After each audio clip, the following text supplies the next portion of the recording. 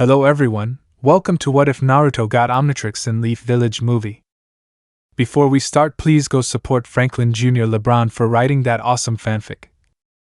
This is the translated version I made. There will be some mistake in character's gender, but of course Naruto is a male.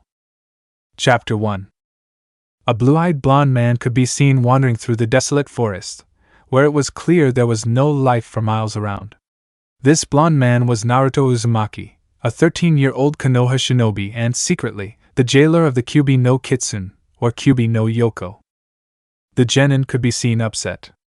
The reason was that he had advanced to the finals of the famous and acclaimed Chunin exam, but as usual his sensei handed over his teammate named Sasuke and left him aside, and when he told the Hokage he did nothing and only said that he couldn't do anything because Kakashi had made his decision. "I hate this!" Angry Fritos carried a rock in his path. It was always the same for him. He'd try hard to achieve something, but suddenly Sasuke would get it without even wanting it.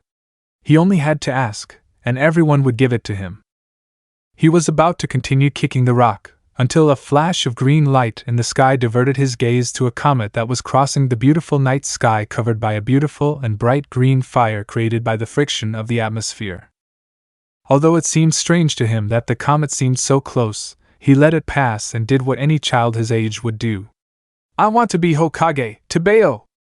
His cry was heard excited as was his usual attitude, but because of that he didn't notice that the burning comet that was falling strangely close, now headed towards his position, and when he finally opened his eyes, he didn't have enough time to react when the comet crashed in front of him, sending him flying. "What the hell was that?" he asked, stunned, looking surprised. The gigantic crater that was no longer a comet had created a 10-meter crater. Curious, he stood up and took out a kunai to go to the non-comet and see. "A piece of metal?"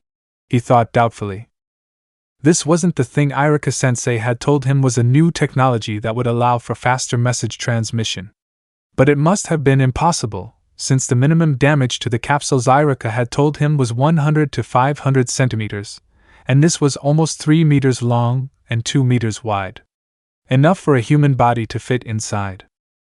"Naruto, great," he said, passing his hand around the capsule, causing the door to open and a cold smoke to come out, freezing his back. He was going to approach to see what was inside with his kunai in his hand, but suddenly a black mass attacked him, surprising him, forcing him to drop the kunai and wave his hand to remove the black mass. "Ah! Let me go!" With all his strength he shook his right hand to try to get the black mass out, which caused it to fall to the ground again. "My little head. At this rate I'll be as stupid as Kiba," he whispered, rubbing his head with his right hand. "What is this?" he said to himself with doubt, seeing the object in his hand that seemed to be some kind of clock, but it didn't show the time on top, but had a green hourglass symbol, while it was completely black and had 4 white tubes with 2 green buttons on each side. "A watch?" he asked, staring at the object to no one in particular. He was about to touch a button to see if the color was working, but a noise coming from the capsule made him stop and quickly pick up his kunai. As he approached the capsule, he saw the last thing his wild imagination could have dreamed up. "A girl? What's a girl doing here?" Out of curiosity, he was about to touch her, but suddenly the girl opened her eyes and her entire left arm slammed into the floor in a karate-style motion, forcing her grip, eliciting a squeal from the blonde. "Complain about doing that, it hurts." "Who are you?" the young orange-haired woman asked seriously, wearing a white t-shirt with blue trim and a cat symbol on her chest, white cloth pants, and white shoes. This girl was amazing, Tennyson. "Naruto, what? Who are you?" he repeated seriously. "My name is Naruto, Naruto Uzumaki." "What did you want to do to me?" "Naruto, nothing, I was just walking around when you fell in front of me." "Hey, stop doing that!" he complained again as he felt his arm being forced again. The girl looked at him suspiciously, searching for any lies in the Uzumaki's blue eyes, but when she saw nothing, she decided to believe him and let him go. "I'll believe you, but stay away from me and don't." It didn't end when Naruto pinned her to the ground. He placed the kunai on her neck and looked at her seriously. "He's very fast. I couldn't see him move," the girl thought in amazement, looking into the Uzumaki's cold eyes. Naruto, okay, now it's my turn. Who are you and what are you? Because you fell from the sky and because you happened to land right in the forests near Konoha. Gwen, that's none of your business. And I'm getting off of you, you pervert. Naruto, I have a kunai at your neck. And now all you're thinking about is me on top of you? Gwen just snorted. You wouldn't have the courage to do that, you're barely an 11-year-old boy, she said, laughing. Court. Gwen was surprised to feel a liquid on her cheek, and upon touching it, she saw it was blood, her own blood. You're crazy, she said, scared of being cut by the boy on top of her. Naruto rolled his eyes. You tell a shinobi they don't have the courage to kill, and I'm the crazy one? Well, considering the capsule, its size, its technology, your strange clothing, and your unfamiliar accent. Are you from Earth? Or are you even human? The question came to the young woman who was worried that the Uzumaki would discover her secret. That look confirms it. But don't worry, she said, putting away her kunai. It's nothing new, she said, standing up from the girl. Gwen, have you ever had aliens on your planet? Naruto, sort of. Over 20,000 years ago, an alien came and became known as the Sage of the Six Paths. Or so the legend goes. You believe in a legend? That's new, she said in surprise. No one she knew believed in legends more than 10,000 years old, especially if they involved beings from other planets. That's true. But the legend of the wise man is as real as the planet itself. He even created our natural satellite to help us with the tide and all that, he said, letting his admiration for the man be evident. Wow! Someone capable of creating moons is amazing, he said, taking the hand Naruto extended to him to stand up. Sorry for cutting you with the kunai, he said, extending his hand in apology. Gwen, it doesn't matter, even if it was unnecessary, it was self-defense, she said, rubbing her cheek from the slight cut, but accepting Naruto's hand as an apology. Naruto, you told me I wouldn't have the courage to do it, and it seemed like a challenge, but I'm sorry again. What's your name? Gwen me Lamo Gwen Tennyson. My name is Naruto Uzumaki Tebeo. He happily introduced himself to the orange-haired girl who nodded when she heard his name. Okay, Naruto. I have to go. I'm running from someone and I can't stay here for long. Don't tell anyone I was here, she said, walking toward her capsule, which suddenly exploded without warning, surprising Gwen and Naruto. Wow! I whisper, surprised by the sudden explosion. It looks like it was damaged by the impact. Gwen, what the hell? Now how am I going to leave? Naruto, don't get mad, he said, trying to calm the girl. Look on the bright side, at least you spent time outside and not inside. Gwen sighed because that was true. She would have been inside the pod and could have died, but that didn't change the fact that she'd have nowhere to run and Vilgax would find her and take her. Omnitrix. The word came to her head, and her worried mind began to move debris from the ship. Where is it? Where is it? Where is it? Where is it? Naruto, what are you looking for? He asked with his typical curiosity. Gwen, she looked for the Omnitrix. Naruto looked at her confused. Omnitrix? Gwen, it's a clock with a green or white hourglass symbol. It depends on how I feel right now. Hearing the description, Naruto looked at his forearm where the object Gwen had described was. Are you talking about this? Gwen turned to look at him, and when her eyes made contact with the watch, they opened wide. How do you have the Omnitrix? Naruto, it stuck to me when I came to see what that thing was. But if you want, I'll give it back to you, he said, trying to get it off again, and this time he did it with a kunai, but it broke, surprising the blonde due to how durable the object was. It's no use. The Omnitrix has already adapted to your DNA, he said, looking at Naruto's failed attempts to remove his watch and sighing tiredly at the headache it would be to figure this out. He put that aside and went back to searching through the remains of the capsule, where he finally found something useful, his tablet, charger and all. Although the screen was a little cracked, it still worked fine. Naruto, I don't know what DNA is, but this thing will come out no matter what, he said, forcing the clock to come out even more, which caused him to fall to the ground on his back for the third time that night, hitting his head again. The clock buttons were pressed, causing the top part to rise and a hologram to appear. What is this? Gwen, what is it? Did you discover something? She asked doubtfully while behind Naruto was going to press the top of the clock. And when Gwen turned to see, she was surprised by what the blonde was going to do. Wait, stop. When she was going to stop him, it was too late, and Naruto pressed the clock, causing a green glow to appear. Unknown location. 10 shadows could be seen inside tubes with numbers on the front. In front of them, 10 shadows stood still, Naruto. Until tube number 3 rose and the shadow shot out towards Naruto, who began to change. Burning rock began to rise up his right arm towards his eye, forcing him to close them in apparent pain.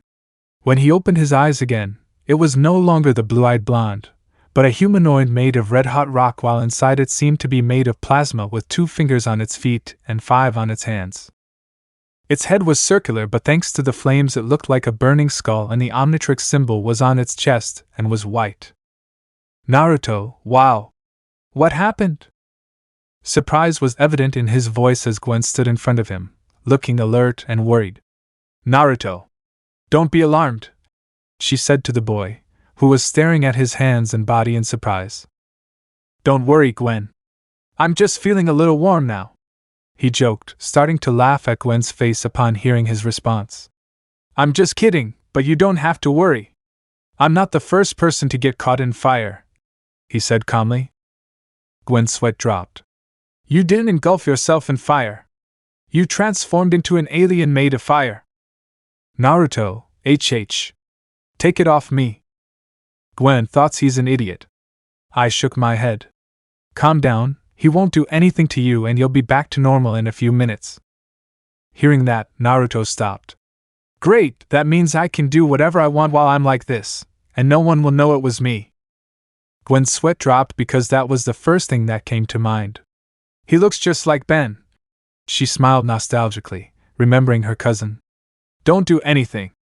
That fire is hotter than normal and tends to set everything you touch on fire if you don't control it. With that, Naruto stopped touching a tree and began whistling as if he wasn't about to do anything. She's just as boring as Sakura, he thought, remembering his teammate, which made him frown. He hadn't been liking the girl much these past few days, and the fact that she didn't mind not being trained by her sensei in favor of Sasuke didn't help.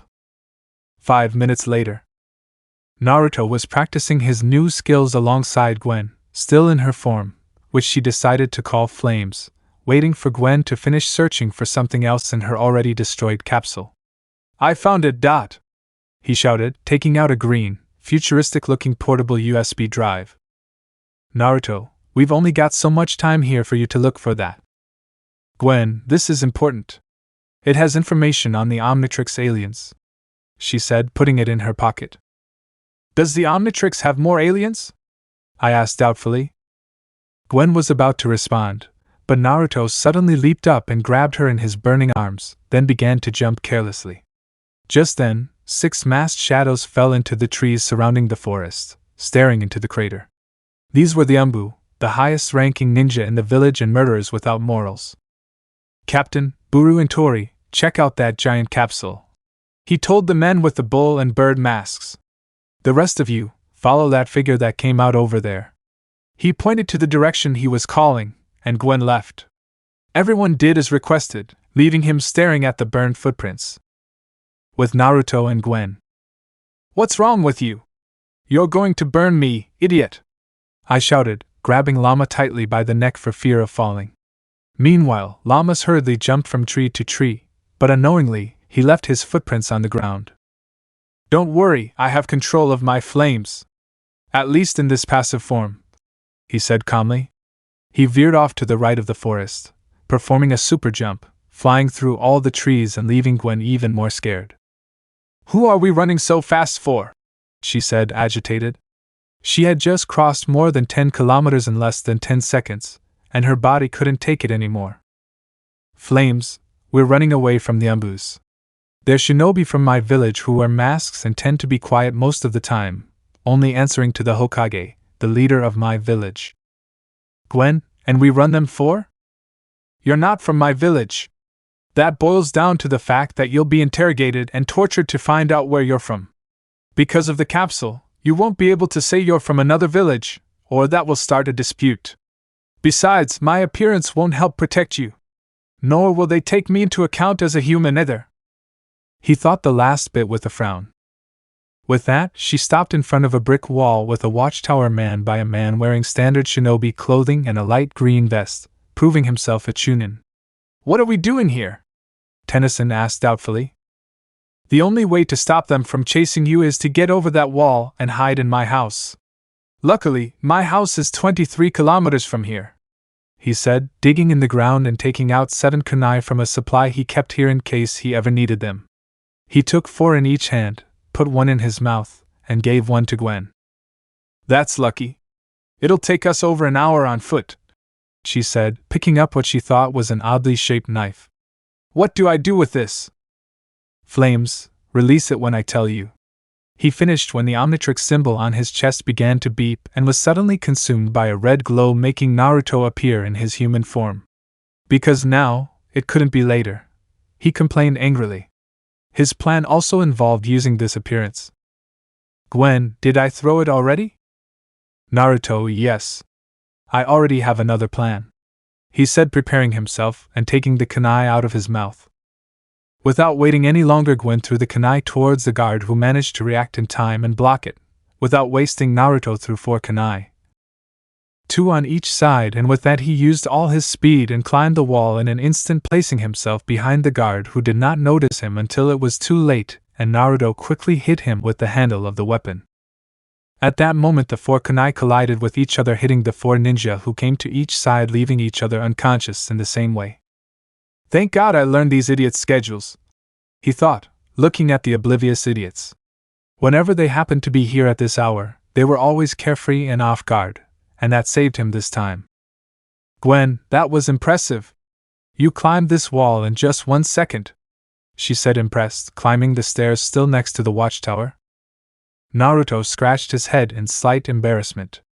Thanks, though this is nothing compared to the high ranks, he said, looking at the Hokage rocks in the distance, and smiling at the sight of his idol, the 4th Hokage. Once again, without warning, Naruto leaped alongside Gwen toward the inside of the wall. At that moment, the 3 Anbu from before appeared and scanned the area. It was difficult for them to track the fiery figure because it was very fast and had a head start. However, this became even more difficult when the heat they could sense from a distance disappeared, and they had to follow it due to the last wave of heat they felt from that position. Nico, I'll comb the area to see if he's around. I'll see if I can get into the village, ordered the one with the cat mask and purple hair. With that, everyone left, leaving the place empty and quiet. Meanwhile, Naruto and Gwen were both in an awkward position. Naruto was on top of Gwen and, because of the fear of falling, had his feet around the Uzumaki's waist. Both had their faces very close together, and were completely red from the proximity of their faces. Not that I complained, but I think we should move, he said sheepishly. Gwen Asensio. With that, Naruto stood up, leaving Gwen to stand, and both went on their way to the blonde's house without being seen by any Anbu who were searching the entire village, and since it's almost 12 a.m. it's easy to see if anyone is outside their houses. Chapter 2. Naruto could be seen sleeping peacefully in his bed until soft rays of sunlight entered through his window, causing the Uzumaki to slowly wake up. Is it daylight yet? He asked, looking at the clock next to his desk. It said it was 6:30 a.m., which made him sigh. He had a meeting with his team in an hour and a half, but knowing his sensei, he wouldn't be there for another 3 hours. That gave him the whole morning free to do whatever he wanted. Getting out of bed, the Uzumaki grabbed his toothbrush and knife and headed to the bathroom, still sleepy. Opening the door, Naruto was stunned to see a scene he hadn't expected. Gwen was standing naked in the bathtub, covered in soap all over her body, staring at him. They both looked at each other with blushes on their faces, and that's where it all started. Gwen, pervert. I'm sorry. Salt. I'm coming, he said, but he tripped and fell on Gwen's breasts, making her blush even more. My eyes! He yelled, getting soap in his eyes from falling on Gwen. Come here, idiot! I said sorry, stop chasing me. Naruto, not in the face. Oh no! Later. Naruto could be seen with a blow to his head kneeling in front of Gwen, who was taking care of his wound with a towel covering her nakedness but leaving her long and beautiful legs visible, which only made Naruto blush even more. Gwen, sorry about that, she said, putting a bandage on the blonde's head. Naruto, don't worry. This is nothing, and I usually heal quickly, he said, denying the girl's apologies. Gwen smirked as she went to change into a white jacket with a swirl symbol that the blonde man had lent her, along with a pair of blue shorts. So what do we do now? Naruto. What do we do? What do you mean? He asked doubtfully, placing an ice pack over the bandages from the injury. I mean, my capsule is destroyed, I have nowhere to go, and above all, you have the Omnitrix. The object I must protect at all costs, he said, taking a seat in one of the blonde's wooden dining room chairs. About your transportation. We can buy parts to repair it if we can. You can also stay here as long as you like while you fix the capsule, and about the clock. Do you have any way to remove it? Because honestly, I have no idea for this. I finish, holding up the clock. Gwen, I don't remember how to remove it, but maybe the portable USB has something to do it, she said, connecting the USB to the laptop and accessing the information while Naruto stood behind her watching. When the file opened, a lot of information about humanoid figures was displayed. One was a llama, and the other was a red giant with 4 arms, 4 eyes, and 2 feet. Wow, that's a llama, he said, looking at the alien. Gwen, yes. Their race name is Pyronite, and their home planet is Pyros. Naruto, look. It can absorb fire, he said, seeing one of the alien's abilities. He said it could absorb heat and fire, along with breathing fire and being able to infuse fire into objects to control them and fly. They can also eat and cover themselves in fire to fly. His fire skills are very varied. Ben didn't demonstrate anything beyond casting fire, covering objects, and flying. His face grimaced. If Vilgax hadn't attacked Ben so quickly, he might have discovered many of these things and survived their encounter, and Ben and Grandpa wouldn't be dead. Naruto, and this red one. Do you know it? Gwen, yes. My cousin called him 4 arms, she said, looking at the Tetraman. Your cousin? He had the Omnitrix. Yes. He had it before, he said, frowning at the memory of Vilgax. Naruto noticed her anger and didn't ask any more questions. It wasn't his place to ask something so private. Are there more aliens besides these 2? Gwen, maybe. Let me see, she said as she typed. Ben didn't show more than 6 aliens, but it seems like there are thousands or millions from the looks of it. Bingo. There are almost 5 million aliens in the entire registered universe, she said, looking at the number on the reports. Naruto was surprised. That means he had over 5 million options to use, and maybe some of those 5 million would be strong enough to become Hokage. Hokage, he repeated in his mind. He didn't know why, but ever since Zabuza's mission, his dream of becoming Hokage had been fading. Seeing that his sensei was going to refuse to help a defenseless village just because the payment was not enough, also the fact that Konoha had alliances with Gato even knowing his business did not help much, and the last straw was that someone from the village gave Gato loans for some project while Gato gave him orphaned children. He didn't know why, but to him that wasn't something a Jounin or Chunin should have done. That had to come from someone high up in the world. He just didn't want to believe it was the Hokage himself, or his admiration for the old man would plummet. Naruto, Gwen. Could you put that alien? He said, looking at a rubber-shaped alien, black in color, with green lines all over its body except for its chest, which was white. It had no eyes or mouth, it only had a circle on its face that was the center where all the lines on its body came from. Gwen, the name of their race is Galvanic Mechamorph. And surprisingly, they live on a moon named Galvan B. Naruto.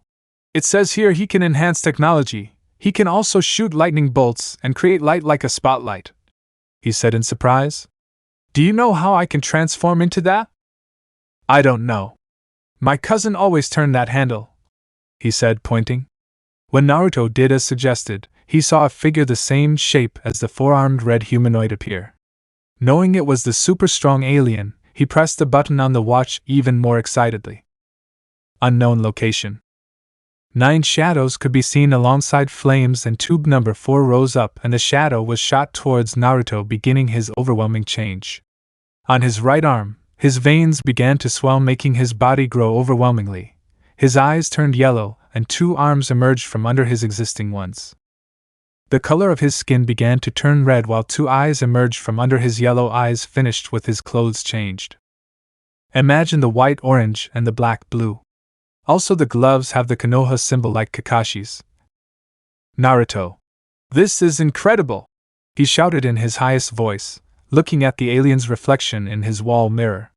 It was almost 3 meters tall, not asking to be inside the house, having to sit down so as not to be uncomfortable with the ceiling. Gwen, great. The transformation takes about 10 to 20 minutes. What will you do during that time? Naruto went blank at that. He hadn't thought of that before transforming into this alien who was already starting to grow on him. Isn't there something about how to get out of the transformations?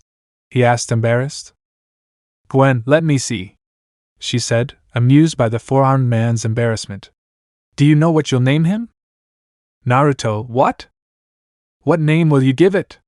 If you name the Pyronite, that means you'll name whatever you use, right? Naruto thought for a moment, and Gwen was right. Although the Pyronite thing was just out of boredom, giving the aliens names wasn't bad. You said before that your cousin gave him 4 arms. So I say he keeps that name, he said, smiling at the orange-haired girl, who was surprised but smiled just the same. I already found how to de-transform you. It seems you just have to hit the white symbol on your chest, and that way you'll stop the transformation, he said, climbing on top of 4 arms and hitting the symbol. But that's why he fell silent due to the sudden size difference that Naruto left when he de-transformed from 4 arms. Naruto, I think this will happen often. He smiled at Gwen, who just snorted standing on top of the Uzumaki. Elsewhere, 2 people could be seen inside a clearing, empty except for a few test dummies. They were Sasuke Uchiha, the last of his clan, and next to him was Sakura Haruno, of no importance. Naruto could be seen arriving calmly through the clearing entrance, a piece of bread he'd eaten before coming here, leaving Gwen to do whatever she wanted in the house. Good morning. He greeted his teammates without much interest, but as usual, none of them paid any attention. The pinkette was very focused on the Uchiha, and the latter seemed to be concentrating on gathering chakra in his hands, emitting light rays. Naruto, new jutsu for him, he thought, looking at the Uchiha's hands. He wasn't impressed that Kakashi was already teaching him new techniques. After all, he was going to participate in the Chunin exams. Although he was bothered by the fact that he had to train with a special perverted jounin who only takes him to the hot springs so he can walk on them and spy on women, he was even angrier that that same pervert had been knocked out by another so-called super pervert, leaving him without a sensei until further notice. Hello, Sakura-chan. I greet again, but closer to the girl. Sakura, what are you looking for here, idiot? Naruto frowned slightly at the insult. Normally, he wouldn't care. It was normal for him to hear women yell at him for some reason, but the fact that he could talk to Gwen without her calling him an idiot makes him not want to go back to that call. He just sighed to calm himself, and not do anything crazy. His anger had been rising too much lately. I came to see if Kakashi-sensei had found a sensei for me yet. Well, you can go. Before I went to get some scrolls for Sasuke-kun, Kakashi-sensei said there weren't any available. Naruto sighed because it was already the 3rd day of the month of training for the Chunin exams, and he still didn't have a sensei. This could easily cause him to fail the finals, but who cared? To everyone, he was just a lucky guy who made it to the finals because of that, and didn't deserve to be there. Naruto, fine, he whispered as he sped out of training camp 7, leaving his teammates behind, who didn't take the blonde's departure seriously. At Naruto's house. I'm back, he said, stepping inside to remove the shuriken holders from his rear and right foot. Gwen, you came back so fast? Not that you were going to train. Yes, but I don't have a sensei to train with yet, he said calmly, sitting down and turning on the television the Hokage had given him many years ago. The program featured 2 Chunin teaching shinobi basics, including shuriken and kunai throwing, substitution techniques, cloning techniques, and transformation techniques. They also showed a brief academy-style fight between the 2 Chunin. I'm still surprised by the abilities of your people. You mean chakra? It's not so surprising when you've spent years at an academy listening to how they're created and used, she said, turning off the TV, because Ivan was the only one repeating the same thing as before. You don't seem to like school. But considering your personality, I'm not surprised. Naruto just snorted. Anyone would hate having to listen to stories about their own leaders for most of the year. It was never about the enemy or ways to fight them, just the great things the leaders did, and at the end of the year, the basic techniques, he said, recalling his time in the genin-raising prison that many call a school. Gwen, putting it that way, even I would hate school. Naruto, it's just that I'm always right, he said, smiling proudly. Gwen, yeah, but don't get too cocky either, she said, hitting Naruto with one of the cushions from Naruto's brown furniture. Naruto smiled and grabbed another cushion and they started hitting each other, until Gwen slipped and fell on the blonde again, but they still smiled at each other in a friendly way. Naruto, I think I was right again, this will happen a lot. He chuckled. Gwen, oh, shut up. They both smiled at each other until they realized their position, and Gwen blushed. You might be right, and this happens a lot, she said, standing up in embarrassment, and returning to the dining room chair where her laptop was. Naruto, how about we go get something to eat? He asked, standing up. Gwen, and why so suddenly? It's just that I got hungry, and I'm not good at cooking, he said, scratching his head in embarrassment. Gwen just smiled and accepted. She couldn't refuse the blonde's kind gesture, and honestly, she was a little hungry herself, even though it was only 11:21 a.m. Okay. But where are we going? Naruto smiled, making Gwen nervous. We're going to paradise, he said, grabbing Gwen and leaving with her. At Ichiraku Ramen. We're here, the blonde announced happily, introducing the place to Gwen. A noodle shop? She said doubtfully, looking at the place. I can assure you that it's more than that, young man. The one who spoke was an old man wearing a chef's uniform and carrying a tablecloth with the name of a restaurant on it. Behind him came a young woman with brown hair and the same clothes as the old man, who looked about 16 years old. Is something wrong, Grandpa? It's nothing, I am. It's just Naruto with a friend. The said I am, upon seeing the blonde, became excited and ran to hug him happily, making Gwen uncomfortable because she didn't enter into this greeting and being here seemed inappropriate. Or for the love of God, you're actually alive. I thought something had happened to you, she said, hugging the blonde, who became a little embarrassed. Gwen looked at that with doubt and looked at Naruto, who made a sign of later, which she understood. I'm sorry, I am nay. I've been too busy to come these last 3 days. I am. That's no reason to leave your older sister so worried, she scolded, pulling the blonde's ear as he screamed in pain. I am leaves Naruto. If he says he was busy, it must be for a reason. The girl did as she was told, standing next to her grandfather named Tuchi, leaving the aching Naruto rubbing his ear. Fine, what do you wish? The house is inviting, because you survived, and very clearly passed. Naruto smiled. Both the old man and his granddaughter had so much confidence in him that it was almost the only thing that kept him striving to achieve his dream of becoming Hokage and not disappoint the only people who recognized him as someone, a real someone. Thank you, he said smiling, and Gwen noticed that this smile was different. It looked like a real smile. Good. What are they going to want? Naruto, a large pork miso ramen, he said happily. Gwen, give me one of the same, but medium. 2 orders of large and medium miso ramen right away, he said, training at the back of the restaurant, leaving Naruto and Gwen with Ayam, who took the opportunity to make what she always wanted to make. How long have you been a couple? At that, both Naruto and Gwen blushed. Just kidding. Don't joke around like that, he said, flustered, to his sister, who only laughed at his reaction. While Gwen was covering her face with the menu as her blush increased, the 3 times they both fell on top of each other caused something to happen in her stomach. She just hoped she didn't get those famous butterflies in the stomach, or her coexistence with Naruto wouldn't be easy. Chapter 3.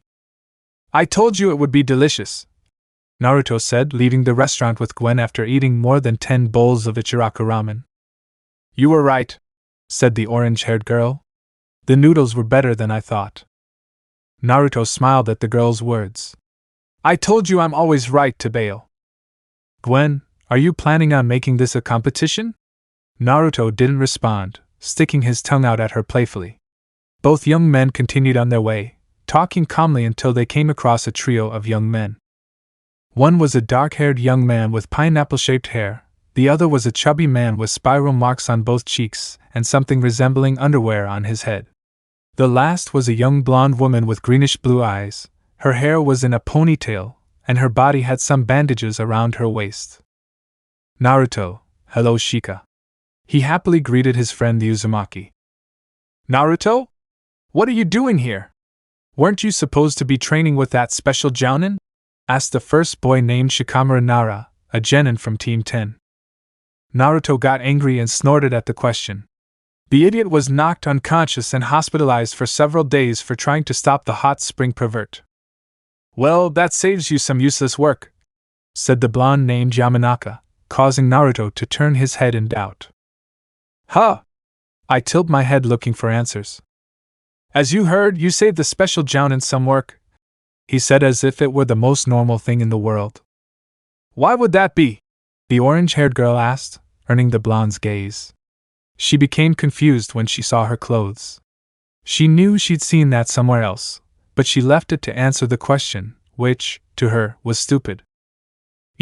Let's face it, your reaching the finals was surprising and encouraging, but believing you'd even beat the prodigy Hyuga is a bit of a stretch. And if by pure luck, with your 0% chances, you advance, you have to face Sasuke, and you're done for. Gwen frowned. How could someone like that call themselves a friend, so distrustful that they'd prefer they not participate because they wouldn't do anything? To her, that couldn't even be called a friend. You shouldn't underestimate Naruto, said the chubby boy named Shuji Akimichi. Asuma-sensei said his true clone technique was B rank. Naruto smiled a little at the chubby boy's help. It wasn't exactly the help he'd hoped for, but he was grateful that he at least trusted his abilities, even if he didn't trust him that much. Clones won't work against fire, Chuji, and Sasuke-kun has plenty of fire techniques. I speak as a fan of the Uchiha. Shikamaru, for having fire techniques, he didn't seem to use them in his CC combat, using ICA, losing. He didn't even use chakra at all. Do you know the reason, Naruto? Naruto, no, he shook his head uninterestedly.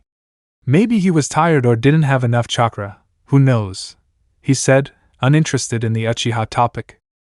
Shikamaru sat thoughtfully. Naruto seemed very indifferent to the Sasuke incident. It would be normal for his hatred if he weren't the blonde who only shouted that he would defeat the Uchiha, and that he would be Hokage, but during the entire conversation he never said any of those words. He was just talking to the orange ball that had clothes that were familiar to him. Naruto. We can talk for a few minutes alone. Why Shika? Shikamaru, I just want to ask you something, it'll take a few minutes. Naruto, fine. I agree and look at Gwen. I'll be back in a few minutes, Tabeo. With that, both boys jumped to the nearest house to start running. After a few seconds, when they were a few houses away, the black-haired boy stopped, causing the blonde to do the same. Tell me, Shika. I'm not running any further from here, the blonde said nonchalantly, hands on his head. Troublesome, were Naruto's usual suggestions. Because the girl has your clothes, and you're so attached to them. Naruto, who was standing at the edge of the house, almost lost his balance at the sudden question. He was really expecting something like him failing the exam or something similar, never this. I don't know what you mean. I've never seen those clothes in my life. The Kara sighed at the blonde Uzumaki's response. She literally has your symbol right in front of her, he said, causing the blonde to laugh a little nervously. I'll just tell you to stop doing whatever it is you're doing with her. If the father or any adult finds out, they'll start some kind of strike or protest. You know very well that all the adults around here hate you. With that, the Nara began to jump through the houses, disappearing into view, leaving Naruto thoughtful and angry. His anger wasn't only due to the little faith his friends have in him, but more so because he was hated by almost everyone in this village for no reason. To everyone, he was an idiot who only made it to the finals by luck, who had no chance of even passing the genin, and much more. That angered him because he never received the recognition he deserved. When they were on the verge of death against the renegade shinobi Rangazabuza, he was the one who freed his sensei to have a chance. He created more than 200 clones to help free the Wave village from the hands of the Cat Mafia after defeating Zabuza. When they were losing against the shinobi of the Snow Village, he was the one who found a way to win, defeated the leader and freed the entire land from that tyrant. The challenge, faced and fought with a renegade shinobi Rang S while his companions only trembled with fear and thought about committing suicide. If it were not for him, both would be dead, but as always, they forget who saved them when everything ends. What are you thinking about? Naruto raised his head in doubt upon hearing the orange-haired woman in front of him. How did you get here? He asked, confused. What do you mean? You're the one who came walking thinking God knows what. I didn't notice, sorry to Bayo. He apologized, scratching the back of his neck in embarrassment. I was really angry. I don't remember taking a single step toward here. Gwen, don't worry. Let's go home now, she said, taking his hand. Naruto, it's only midday. There's plenty we can do before we head home. Don't complain, I'm showing you something new about the Omnitrix. The blonde-haired man happily squeezed a comical drop of sweat from Tennyson, who shook her head. A complete idiot, just like Ben. Later. At Naruto's house. Gwen and Naruto could be seen arriving at the blonde's apartment. Naruto opened the door, letting Gwen in. She sat down in front of her laptop and began typing, searching for something still unknown. Gwen, so? Naruto, so what? Gwen, what's this about what you were going to die from? You passed the exam, finals and all that. Are you talking about the Chunin exam? It's just a test you take every 6 months to get into Chunin. There's a chance someone could kill you, or you could kill them. But as you can see, I didn't die, and I made it to the finals. Now if you didn't die, that means what? Naruto understood the question and shook his head. I don't kill unnecessarily. It's nothing like a code or a restriction. I just don't focus on killing him or leaving him alive. I'm more of a crush it and be that kind of guy. Hee hee. Gwen smiled a little at the blonde's response. Well, at least I know I don't live with a bit of a murderer, she said, drawing a smile from the Uzumaki, who took an interest in her research on the laptop. Naruto, and what are you doing? To Bayo. First I was looking for how to remove the Omnitrix. But you have some finals to pass, so I looked for something that could help you with that. The blonde man was surprised by Tennyson's gesture. Thank you, he said, smiling like he never had before. This gesture from the girl was very special to him. Gwen smiled back. It's nothing. Besides, my ship is completely destroyed, and it'll take a few days to see if it can be fixed. With that, Naruto remembered the ship. I'd already forgotten about your capsule. Shouldn't we go see if he's okay? He asked doubtfully. Gwen just shook her head to keep searching. Don't worry, I doubt anyone would be interested in a piece of alien metal, she realized at that moment. With advanced technology and unknown origin, she finished, alarmed because someone had probably already reported it or taken her ship.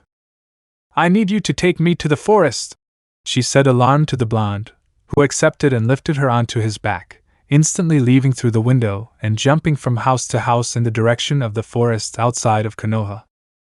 In the forest. Naruto, we arrived late, he said, landing on a tree branch with Gwen on his back.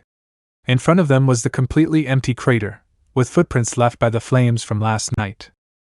Damn it! She cursed angrily for not having noticed sooner. She was splitting up with the blonde who forgot the ship. How could they have taken him so fast? This is the work of Anbu. They must have taken it in yesterday, he thought, looking at the crater. Slowly lifting Gwen off his back, Naruto jumped into the crater to look at some things, leaving the orange-haired girl at the top. What do you think you're doing? I'm afraid of heights, I screamed, frightened, hugging the tree tightly without looking down. Hearing her scream, the blonde laughed a little before responding. Just hold on tight and don't look down. I'll be back for you in a flash. The orange-haired girl snorted at him in comical anger as Naruto stared at the crater. No footprints, well, it's Anbu we're talking about.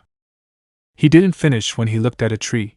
What caught his attention was the cut on the left side of the tree that seemed not to have been made by any ninja weapon, and by the bark and shape it looked more like a blow from something pointy, and not sharp like Gwen's capsule. It also helped that the cut seemed to be no more than 5 hours old, and the IV direction was further into the forest. It wasn't Anbu who took the capsule, they wouldn't leave such obvious evidence, he thought seriously, looking at the tree. He sighed. Seeing that he couldn't do anything, he decided to go back. I've been thinking too much, at this rate I'll end up like Shika, to bail, he said, walking towards Gwen, who had her hands wrapped in a pink aura while square-shaped platforms appeared below, creating an improvised staircase that Tennyson used to go down. Wow! Does your race have abilities too? Gwen, no. This is just an energy called magic, an energy that exists in all living beings. I started learning about it a while ago, she said, finishing her descent and standing next to the thoughtful Uzumaki. Naruto, thoughts in every living being. I could learn it and become Hokage? The words stood out again in his mouth with a tone of doubt. He was increasingly having more doubts about becoming Hokage. Maybe he should just be a shinobi and that's it. Protecting those he loves and taking care of the village, that's something he can do even without being Hokage, and that, besides being recognized, was the only reason he was Hokage for him. Naruto, I'm overthinking it again, he muttered, scratching his head. There's nothing to find the capsule for now. We should go back, or possibly whoever took the capsule will come back and discover us here, he said, and Gwen Asensio to climb back on his back and run from tree to tree in the direction of the Leaf Village. In the blonde's house. Naruto, sorry Gwen. Why are you apologizing? She asked, sitting with her laptop on the table while searching through the alien files. If I hadn't distracted you with the Chiraku ramen, maybe you would have remembered the ship sooner. Gwen, don't blame yourself. Besides, we had nowhere to take this ship, so sooner or later they would find it, and probably us with it. Naruto smiled a little. That was his fault for the capsule, since Gwen was right. Come closer, I want to show you something. Naruto did as he ordered and saw a combination on the clock he didn't quite understand. What's that? Gwen, it's a combination, called the ultimate version. Apparently, it allows the user to gain an alien trait while still maintaining their normal appearance. This sounds great. This way I can fight without being bothered about my appearance, she thought, lifting the weight off her shoulders. Is there anything else? Gwen, it doesn't seem like it. Just try not to do it too much. DNA is very sensitive, and you could mutate if you're not careful, she said seriously, but when she turned around she only saw the blonde turning the clock. And now what do you do? She asked the blonde. Naruto, I want to unlock some aliens first. We don't know if I'll be able to unlock new aliens when I enter that combination, he said, turning the watch, looking at the holograms until he saw a specific one. The hologram was of a tall figure, with 4 points coming out of his back and seemed to be very symmetrical. Without waiting, Naruto pressed the Omnitrix with enthusiasm. Unknown location. You could see 8 shadows inside tubes with numbers on top with flames and 4 arms between them. With that, tube number 9 opened, letting the shadow cross and place itself on Naruto's back, beginning its change. Crystals began to rise up his arm to his eye, forcing him to close it out of instinct. When he opened it, his body was made of a crystalline blue material and his eyes were yellow. He had 4 points on his back and his clothes had changed, being half blue and half orange, while the Omnitrix was on the left side white. Naruto, wow. I'm made of diamond. That's it. Diamond will be her name, he said, bumping his fist into his palm as he got the idea. Gwen, name of the Petrosapiens race from the planet Petropia. You have manipulation of the crystals in your body. You can shape-shift to use them as weapons or projectiles and are super resistant to heat, and Diamante did as instructed and changed one of her arms into a sharp blade. Great! he said, amazed by the alien's skill. Trying something else, she pointed her hand at a window while concentrating, and a group of diamante flew out, surprising diamante. Diamond, this is amazing. Gwen, yeah, but if you're going to be testing the aliens, you'd better go to the woods. Or you'll kill someone like that, she said, looking out the window where, on the other side of the corner, glass was nailed to a store window. Seeing the diamond fly, he pressed the Omnitrix symbol, turning back into Naruto, who was on his way out. Where are you going? Gwen asked, looking at him. You told me to go to the forest, and that's where I'm going, he said, confused by the girl. Gwen, yes. I told you to go to the forest, but well, I didn't say I wouldn't go. Besides, you need to know what powers each alien has, and I have all of that. You're right. Gwen, as always. She mocked the blonde, who laughed a little. My own words against me, he thought, shaking his head as he followed Gwen, who was holding the laptop. Following his usual routine, he hoisted the orange-haired girl onto his back and ran toward the nearest forest in Konoha, where he began searching for the Omnitrix. Do you have any suggestions? Most of the people here are just shadows, and I don't know what to choose, he said, turning his watch over in confusion. Gwen, I have 3 good options, she said, showing the blonde the screen. -1 is a Galvan from the planet Galvan Prime. They're an alien based more on intelligence than strength, but they're one of the most intelligent races in the universe. The second one I showed you before, it's about a galvanic mechamorph from the moon Galvan B. It seems that both races are connected in some way. The last one is a Kinet Celeran from the planet Kinet. They have super speed and friction control. It seems like everything about them is accelerated: thought, reaction, attack, even their body's sleep-wake time is accelerated. Naruto thought about the options and chose one. Turning the clock's handle, he pressed it, causing the green glow to cover his body. Unknown location. Of the 7 shadows inside tubes, number 10 opened, allowing the figure to pass through and enter the blonde's chest, beginning his change. Green lines ran up his face, causing his eyes to close as usual. Then his body was completely covered until it became a black mass that stretched, leaving his chest white with the Omnitrix symbol in the center and a circle on the alien's face. Am I a rubber band? Naruto asked in his same voice, only more technologically advanced, like a computer's. Okay, I need something to improve, he said, turning to look at the laptop. Gwen noticed the look and shook her head. Don't even think about it. If you damage the laptop, we'll have no way of knowing about the aliens, but here's this, she said, pulling out her tablet, which she found in the remains of her capsule last night. Naruto's ears for a second entered the laptop, repairing its screen and turning it on. Suddenly the tablet grew to the size of Gwen's laptop, and an antenna came out of the top. Don't you think you overdid it? Nah, the size is fine, and I'll be able to watch a lot more shows this way, he said, sticking his head out of the top of the antenna and lowering it to look at the screen of his now improved laptop.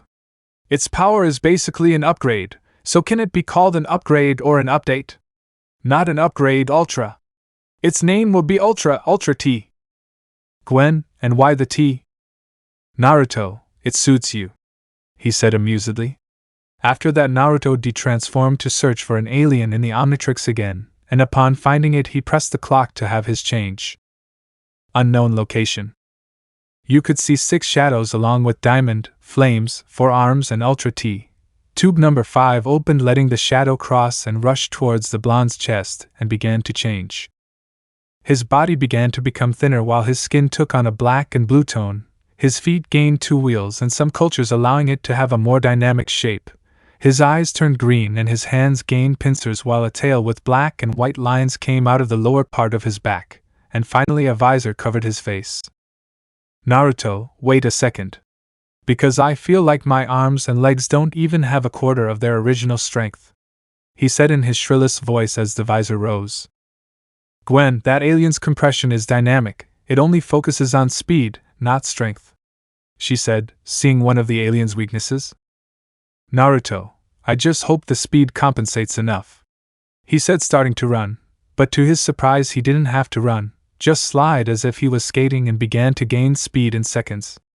I move as fast as the worshipper's eyebrows moved without his weights. He thought, surprised. He wasn't good at calculations, but his speed should be at least 4 or 6 Mach, speed of sounds, at this moment. Analyzing the speed, he brakes suddenly. Whistle. It can even brake almost instantly. I like the alien, I just need to see how much I can do with this. He thought, and an idea came to his head. He lowered his visor again and prepared himself.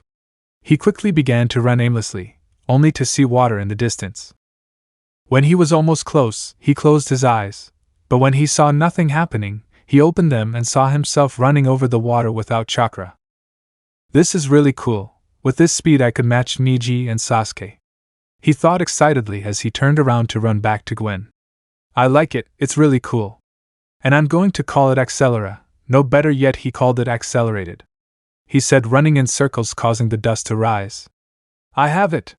He exclaimed happily. I'll call it XLR8. Gwen, good.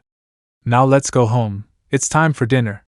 And I don't want to be in a forest at night, it's terrifying, she said, making the alien smile. He pressed the Omnitrix to return to his normal form and place Gwen on his back as usual and leave in the direction of Konoha. Chapter 4. An orange-furred creature could be seen in a forest clearing. The creature resembled a dog, but larger and stronger. But without a tail, eyes, or ears, it had something resembling scales where Ivan's eyes were. On its left shoulder was the white Omnitrix symbol. The beast was sniffing around as if searching for something specific, but a pink sphere shot out in the direction of the creature, interrupting its sense of smell. The creature nimbly moved out of the way as more pink spheres flew towards him. He ran to the right to dodge more spheres coming from a semi-transparent human figure the size of a child. With a growl, the creature began to approach the semi-transparent figure, moving from right to left in a zip-zad fashion, dodging the spheres until jumping towards the creature, which extended its hands to create a pink wall with which the beast collided. Angry, the beast was covered by a green glow when 4 arms appeared in its place with a big smile, and with its strength destroyed the pink wall, and tried to grab the figure, which attacked it with a gust of wind that blew it away. 4 arms, hard to capture, Gwen. With those words, the semi-transparent figure revealed itself, revealing Gwen with her hands wrapped in her signature pink aura, which she used to attack. If strength were easy, it wouldn't be a challenge, she said, smiling mockingly as she flew, transforming the pink aura into fire, which she used to launch the red giant. The giant covered himself in the green glow again, and flames appeared in his place, taking the fire and wielding it as if it were water. Hey Gwen, what do you think of this temperature? He joked with a smile on his face, then threw the fire back at Gwen, who activated the pink wall again to protect herself from the attack. He really learned how to use flames. I'd even say it's his favorite, she thought, deactivating the wall, but she let her confusion show when she didn't see the fire alien anywhere. And where did he go? She thought, alert for the blonde. Until his nose caught a familiar smell. Up. Looking above his head, he found a flying creature. The creature was a green insecto, and its body was a type of multi-insecto with green and apparently fragile wings like flies, legs very similar to those of ants. A bumblebee stinger, and on its face 4 green conduits with the Omnitrix in the center of its face with its usual white color that it has when Naruto is transforming. Hello? Hee. The insect greeted. So that from the ducts in his head a green slime came out in the direction of Gwen, who blocked it with her wall of magic. But it began to smoke and the wall began to melt, causing Gwen to come out under the wall and land carefully, when she was tackled by the multi-insecto, who was covered by the green glow, letting the beast out. Gwen, in surprise, couldn't react to the beast, which captured her on the ground and with a smile licked her face like a puppy plucking roses from Tennyson. Enough. Stop.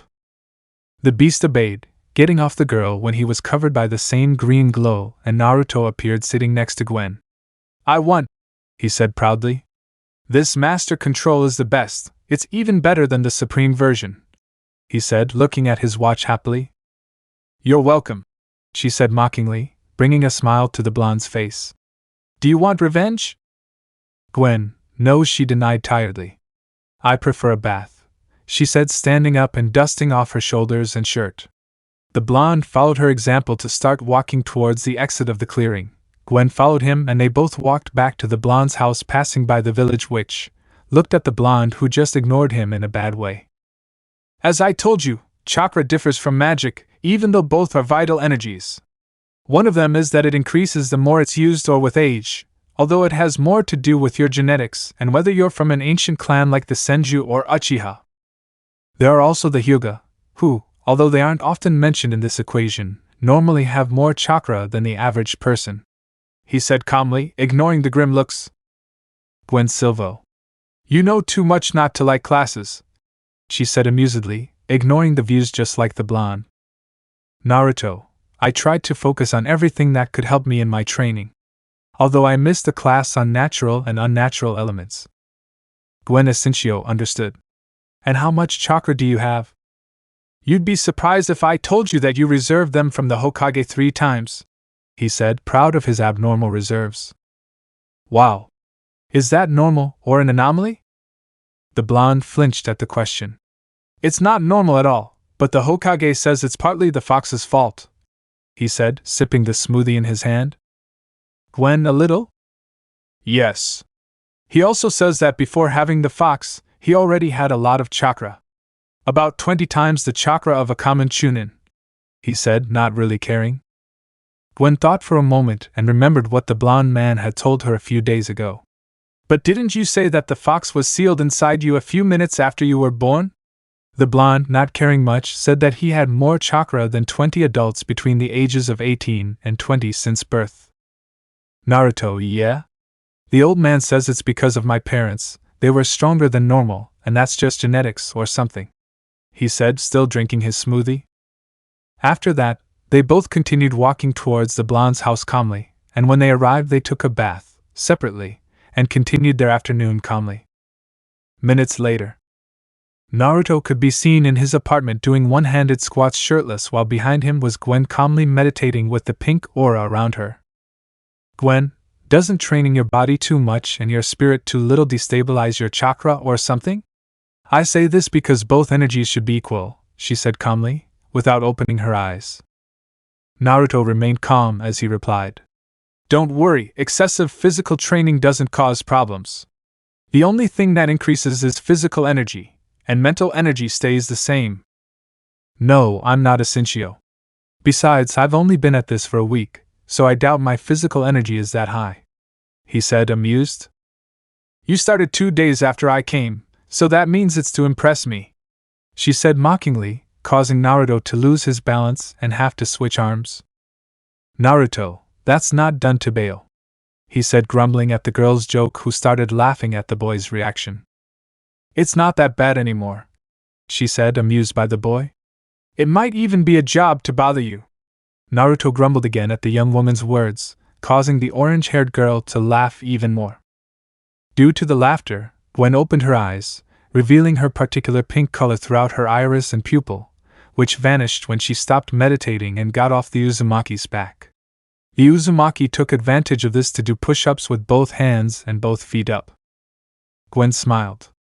The blonde was truly working hard to improve, even with the secretly acclaimed strongest weapon in the universe on his wrist.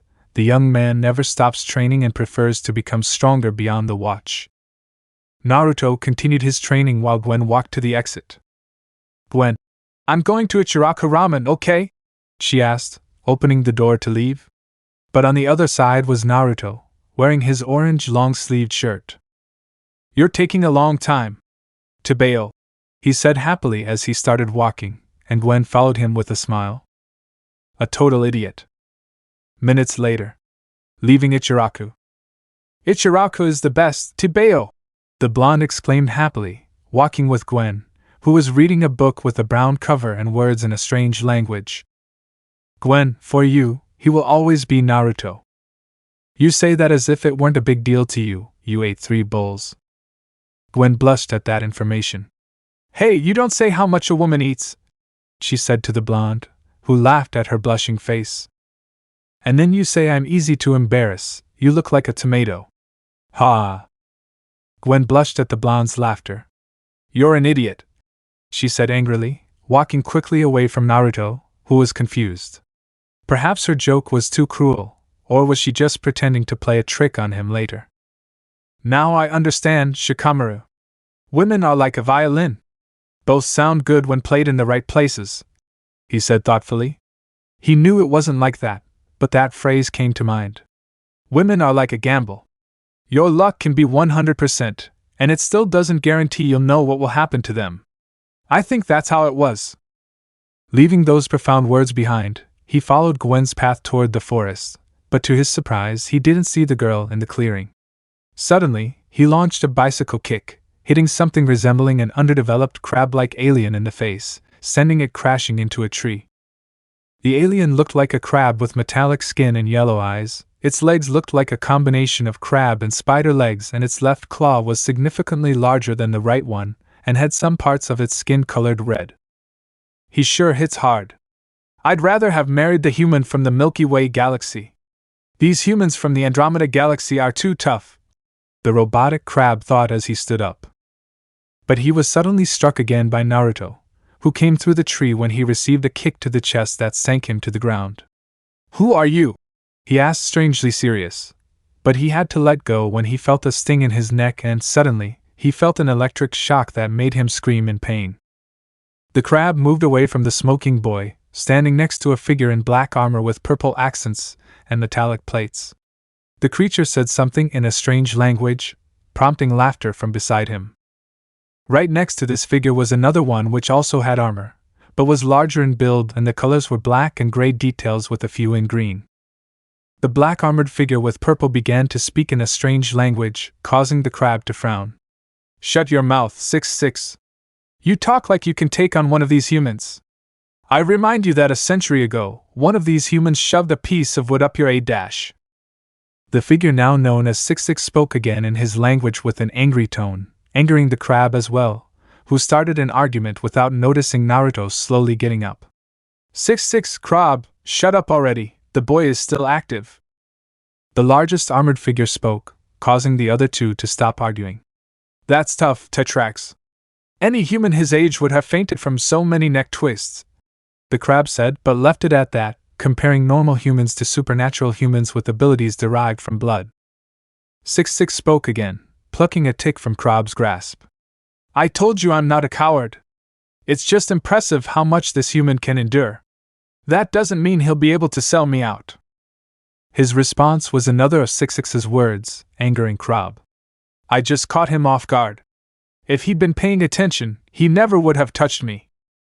He couldn't finish when Naruto went on the attack and hit the easiest one, being the crab, while the others moved out of the way, letting the robotic crab fly from the blow and crash into a tree. Naruto, if you thought that would win, then I think you don't know Naruto Uzumaki, Tebeo, he said, smiling while wiping blood from his mouth. 6'6 was the first to respond, and from his back a technological tentacle came out, launching a beam at Naruto, who moved aside to dodge it, and pressing the Omnitrix buttons, he prayed to God that he was a strong alien and pressed the dial of the clock, asking his luck that he wouldn't abandon him. Unknown location. Naruto could be seen next to 3 tubes with shadows inside, while next to these were 4 arms, Flames, Diamond, XLR8, Ultra T, Incepted, the Multi-Incept, and Beast, the tailless dog.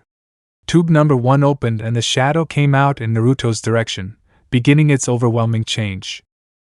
Naruto's skin began to disappear, leaving his skeleton, which lengthened, and a white blanket with cracks covered the skeleton, while a purple eye appeared through one of the cracks and the Omnitrix symbol appeared on the chest line in white. Good.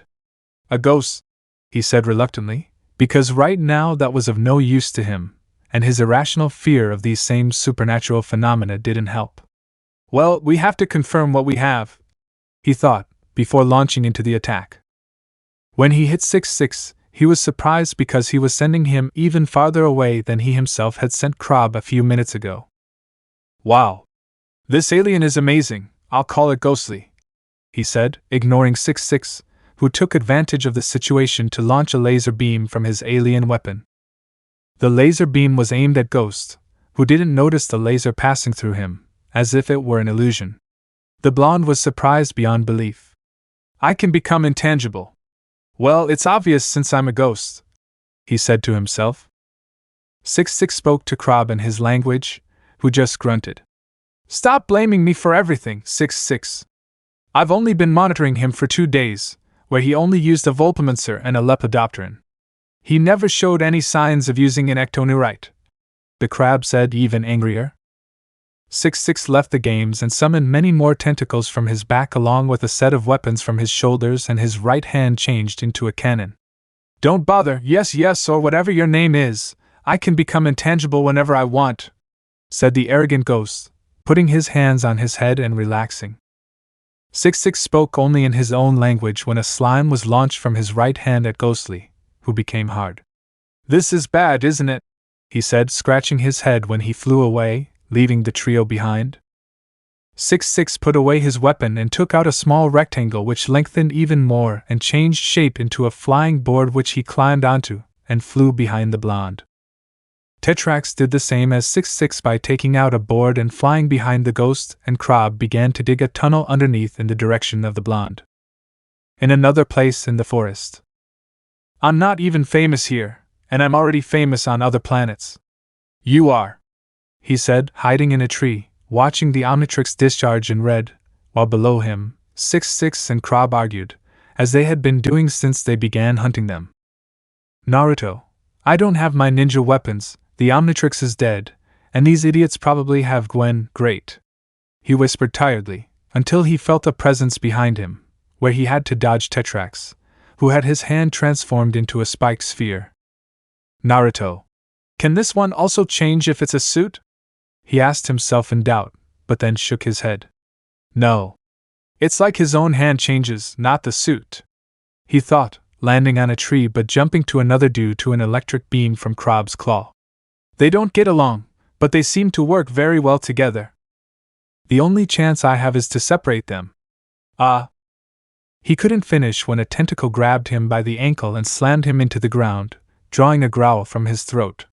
"That's the one who's going to die first," he thought in pain, but ignored it to remove the tentacle and somehow run away, once again losing sight of the space bounty hunters. The blond man quickly climbed the trees to stand at the top of the tree and rub his ankle. "Great. It's dislocated. I won't be able to fight the 3 of them like this, especially without any tools. And that one was such a sissy, just difficult," he thought as he took out a bandage and put it on his ankle. He then began searching the Omnitrix until he found something. Upon pressing the dial, he found himself in an unknown location with 2 tubes and 4 arms: Flame, Diamondback, XLR8, Ultra T, Insectoid, and Beast. With that, the blonde began to change. Vines came out of his back and a type of carnivorous plant came out of the blonde's head, swallowing his head, and when it opened it revealed the creature with a single blue eye, with the carnivorous plant open on its head. Multiple vines as feet and some seeds on its chest, with the Omnitrix on its chest with its common color, white. "Naruto, now I'm a lettuce. I wonder more and more why everyone loves you if you only give weird things." The plant spoke to itself as it sighed. "I'll save the name for later. Now it's time to take advantage of these plant abilities, but I'm in the forest, so that gives me an advantage," it thought, and smiled wildly as it went on the attack. The boy was swinging on his vines until 66, riding his hoverboard and holding a gun, entered his field of vision.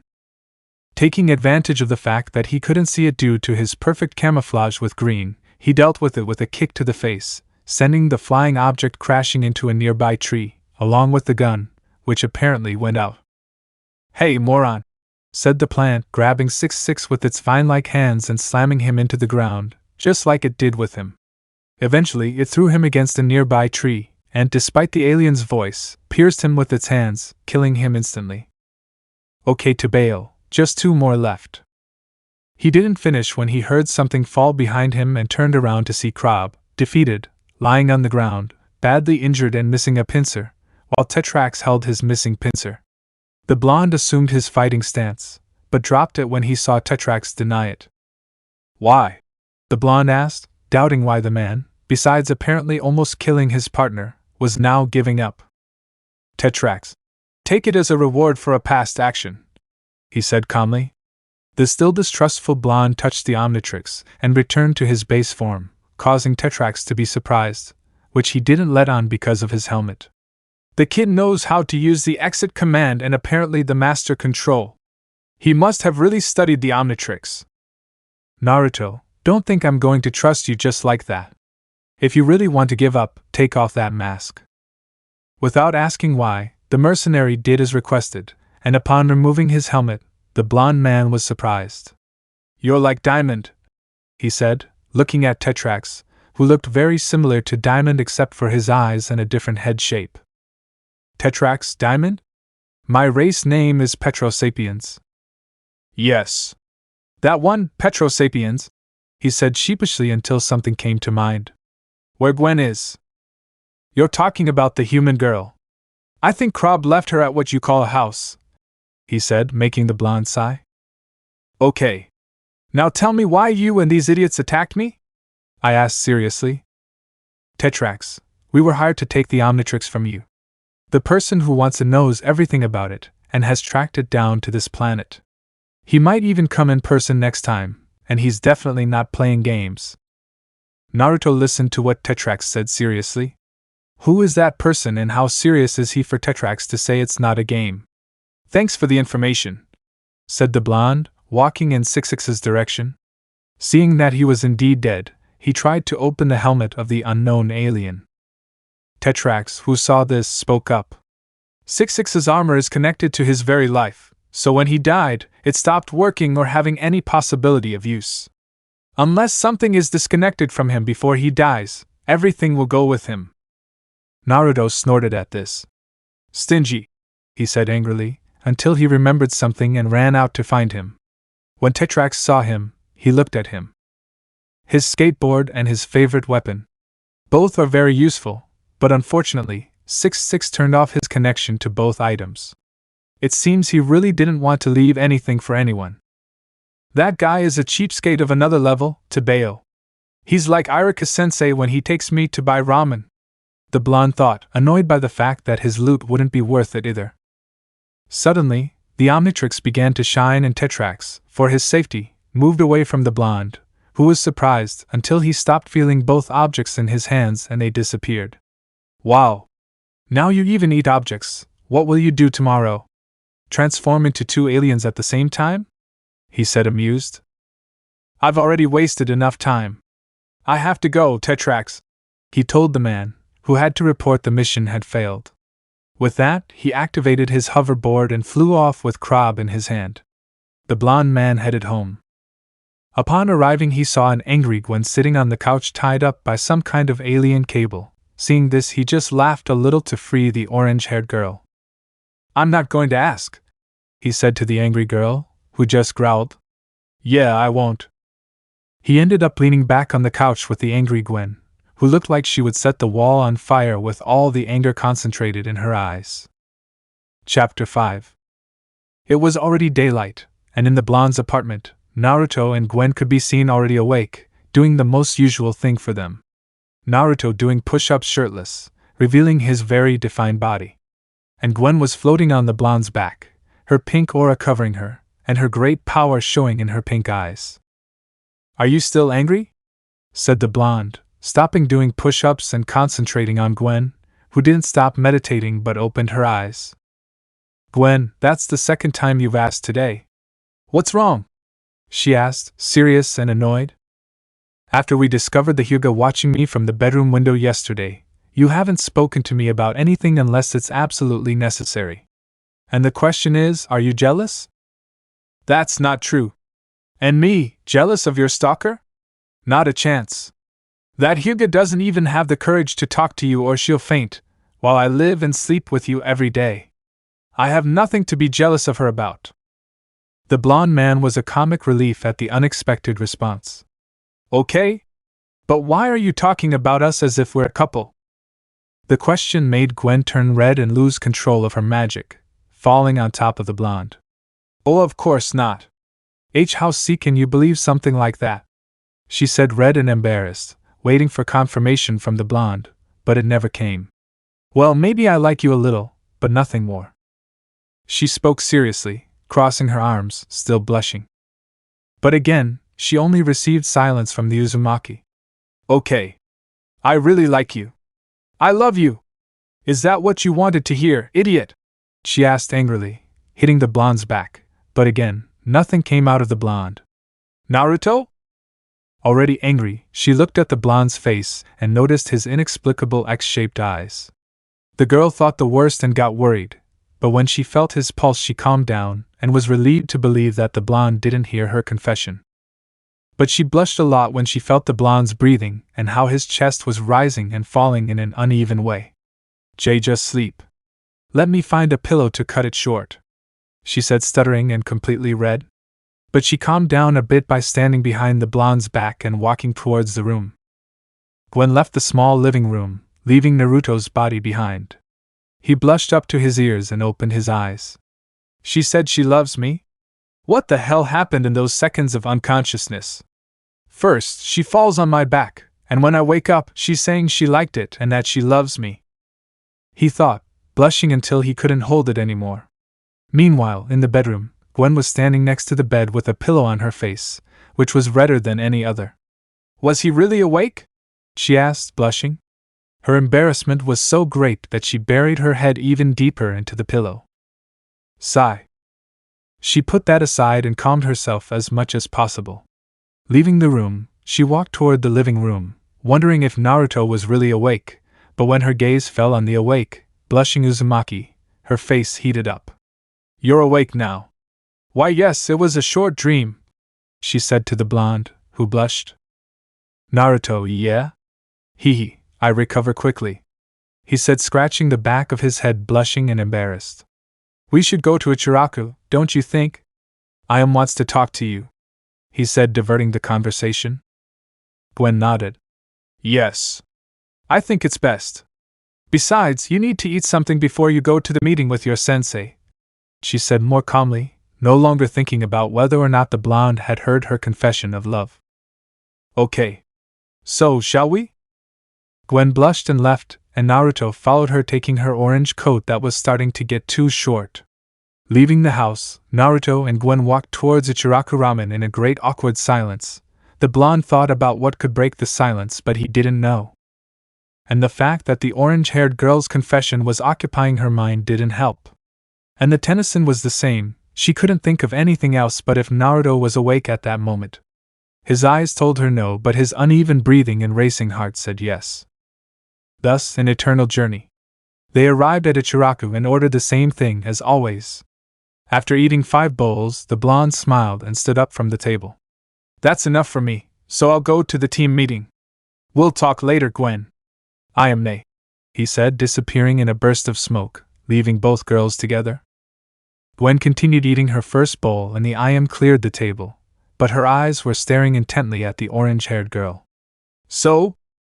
he asked Gwen, who was confused. "So what?" she said doubtfully. Don't act like that." While they were eating, their hands bumped into each other, and they were startled. "Gwen, so what? That's normal for two people who don't want to be uncomfortable while eating." Nodded. "It would be. If it weren't for the fact that every time that happens, they both end up the same. I've even seen one or the other do it on purpose." Gwen blushed. "That's not true," she said redly. I see them every day. Don't think I wouldn't notice their problems." "So, what happened between us?" Gwen hesitated but decided to speak. Was her only friend here, and she knew she could at least keep Naruto's secret, even though he probably already knew. "This morning I confessed to Naruto," she said, embarrassed to remember that. Wow. So you're like this because don't tell me he rejected you?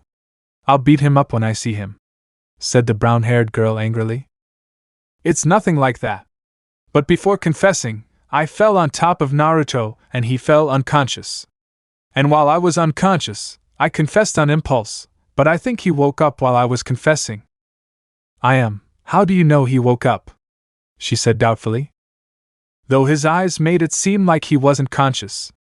He was breathing unevenly, and his heart was racing. He was also blushing. I can't even look at his face anymore." Nodded again at the problem. "Why don't you talk to him about it?" the brown-haired girl asked, causing Gwen to blush. "You're crazy! I can't do that!" she cried, blushing. "Yes, you can. It's very simple," said calmly. Gwen looked at her with "Are you serious?" face. What am I going to say? Hey Naruto. I confessed this morning. Were you awake when I did it? Ayam laughed at the girl's way of saying it. It shouldn't be like that. You can ask less direct questions like, did you hear me this morning? Or did you hear what I said when I fell on you? Gwen, okay. That would be better. But I don't think I can tell him yet, she said somewhat nervously. Ayam noticed this and spoke. You have almost 3 hours to prepare. He just went to a team meeting, and I doubt he'll last that long.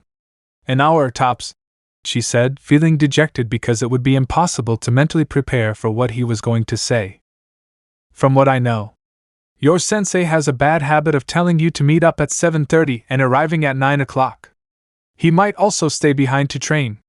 It's normal for him, Ayam said, handing a ramen to someone not next to Gwen. Yes. That's right, Naruto, she said calmer, finishing her bowl. Somewhere else. With Naruto. The blonde could be seen with his team on a bridge.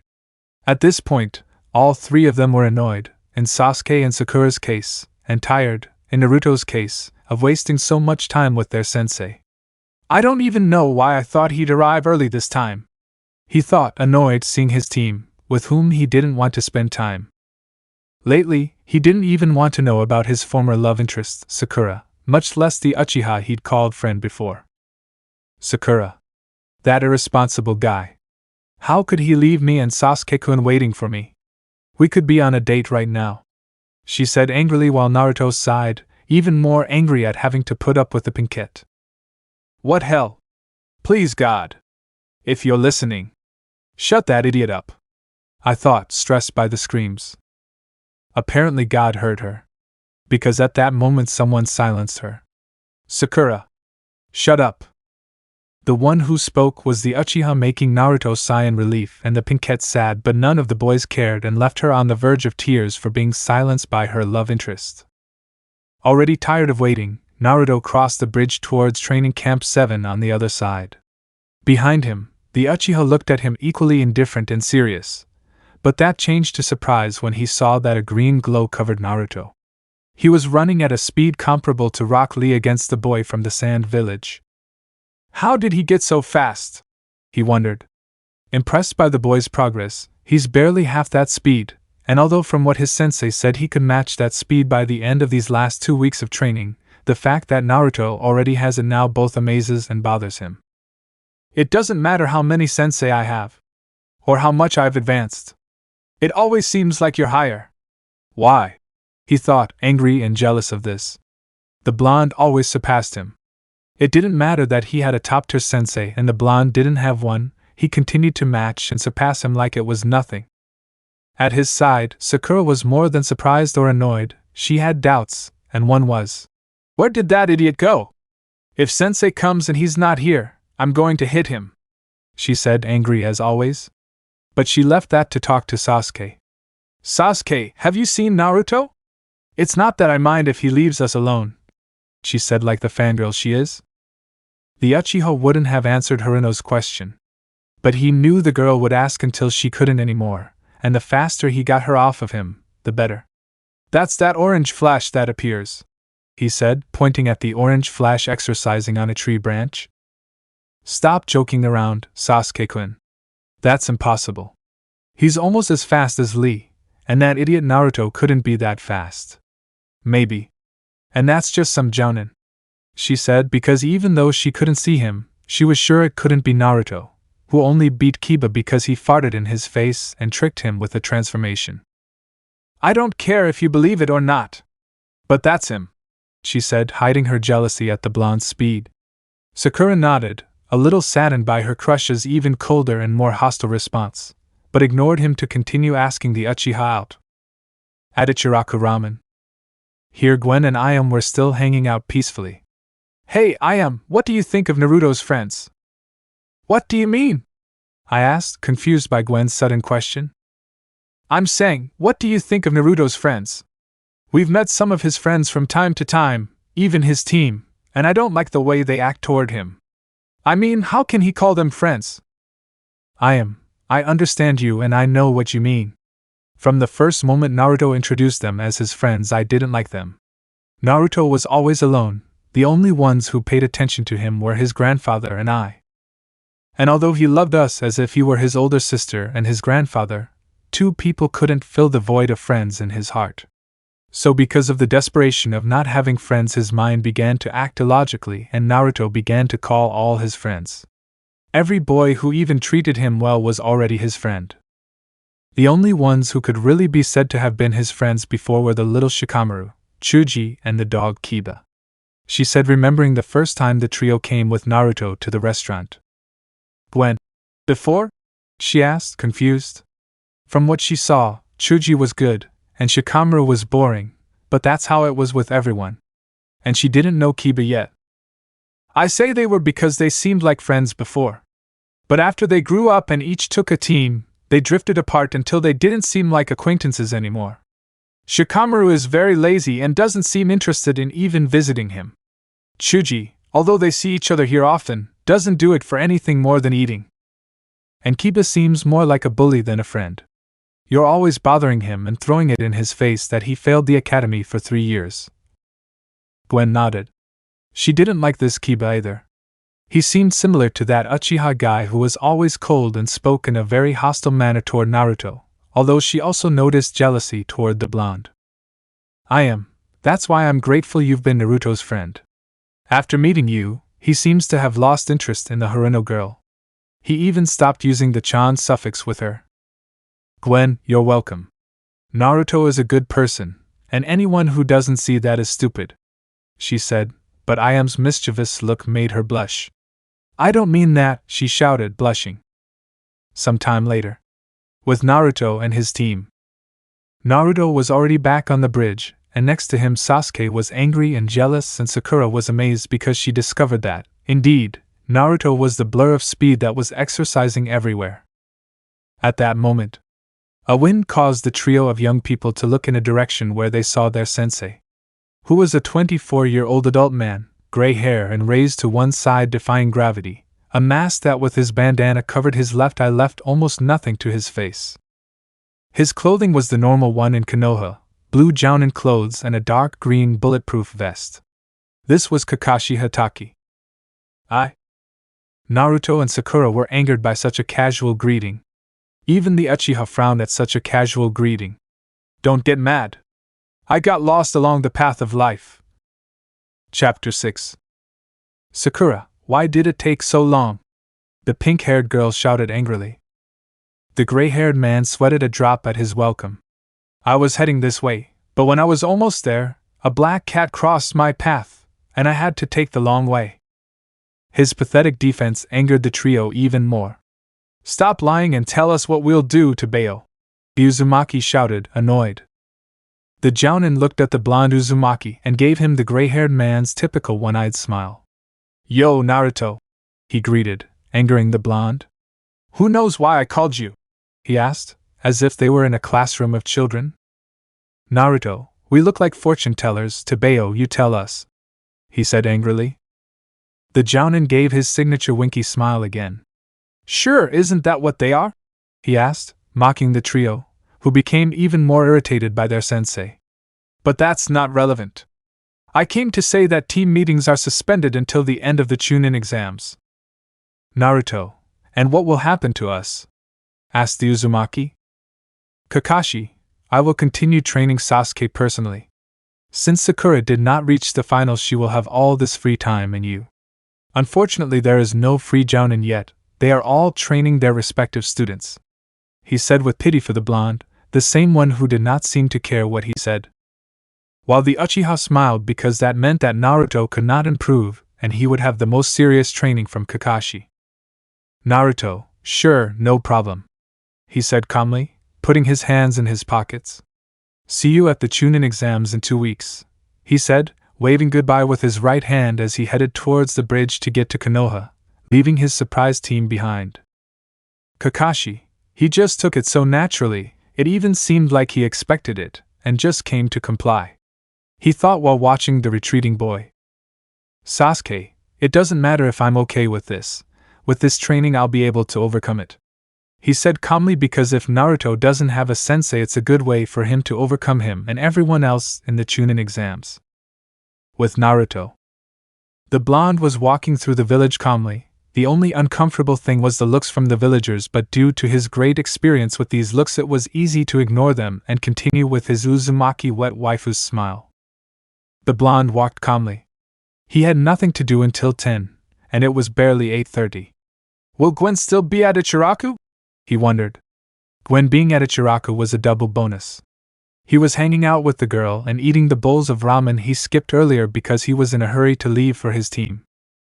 The boy was brought out of his thoughts when a long, very messy, gray hair entered his field of vision. The hair belonged to an elderly man who appeared to be about 55 years old. He wore red and green clothes and a large scroll on his back, along with a metal bandana with the word oil in kanji and 2 small horns. Naruto, Ero-sanin! The scream frightened the old man, who jumped like a lost soul. The man had been leaving a brothel with a beautiful woman and was now crashing into a roof from a huge fright. You little brat! I already told you not to call him that. You'll damage my reputation with that name! Naruto, I don't give a shit about your reputation as a fourth-rate super pervert, he said angrily. Now come train me. There are only 2 weeks of training left, and I have to get strong fast. I'm not your brat sensei, and I have my own problems to deal with. Naruto, you rendered my already useless sensei useless just by stalking those women, so I'm even responsible for your actions, pervert. He yelled at the old man, who got angry. You shirk the responsibility of taking care of me, and you think I'll take the responsibility of training you? You're a crazy brat, he said, turning around and walking away, leaving a confused Naruto behind. Naruto, is age already affecting him or what? It's like he avoided the responsibility of taking care of me. It was like he was a relative of mine. The blonde man was surprised. Wait, there's Ero-sanin! He shouted, and the old man realized what he'd said. I think I screwed up, he thought, worried by the blonde's reaction. Did I say take care of you? I meant raise you. Not that either. I'm talking about watching you as a child. It was going to be a mission for me, but I managed to get someone else to do it. He defended himself uselessly. Opening one of his eyes to see if the blonde believed him, he only received a super punch to the stomach from the boy. The old man held his stomach from the pain of the blow. What HH? Seeing the old man in pain, Naruto didn't flinch and looked at the man very angry. He wanted explanations and the old man would give them to him now. The man mentioned mission, that means the Hokage is also in on this, and that only makes him angrier. The Hokage has hidden from him who his parents were even though they are dead, and if he also hid one or more possible relatives from him he would never forgive himself. Naruto, explain yourself now, he said angrily. The old man named Jiraiya tried to compose himself. Taking such a strong blow without any defense isn't easy. Well, it's a bit of a funny story. Technically, necessarily, hypothetically, literally, abruptly, absurdly. Naruto, I'll speak for now, he said, even more annoyed. Jiraiya smiled nervously. I'm technically your godfather. Jiraiya remained silent, waiting for the boy's reaction. It was clearly going to be violent, or so he thought. When he was surprised by the blonde's hug, he was really expecting another blow, not the boy's hug while he cried. Not knowing what to do, she slowly but surely returned the boy's hug. Was it that bad? She wondered. She knew the boy would have a bad time, hell yes.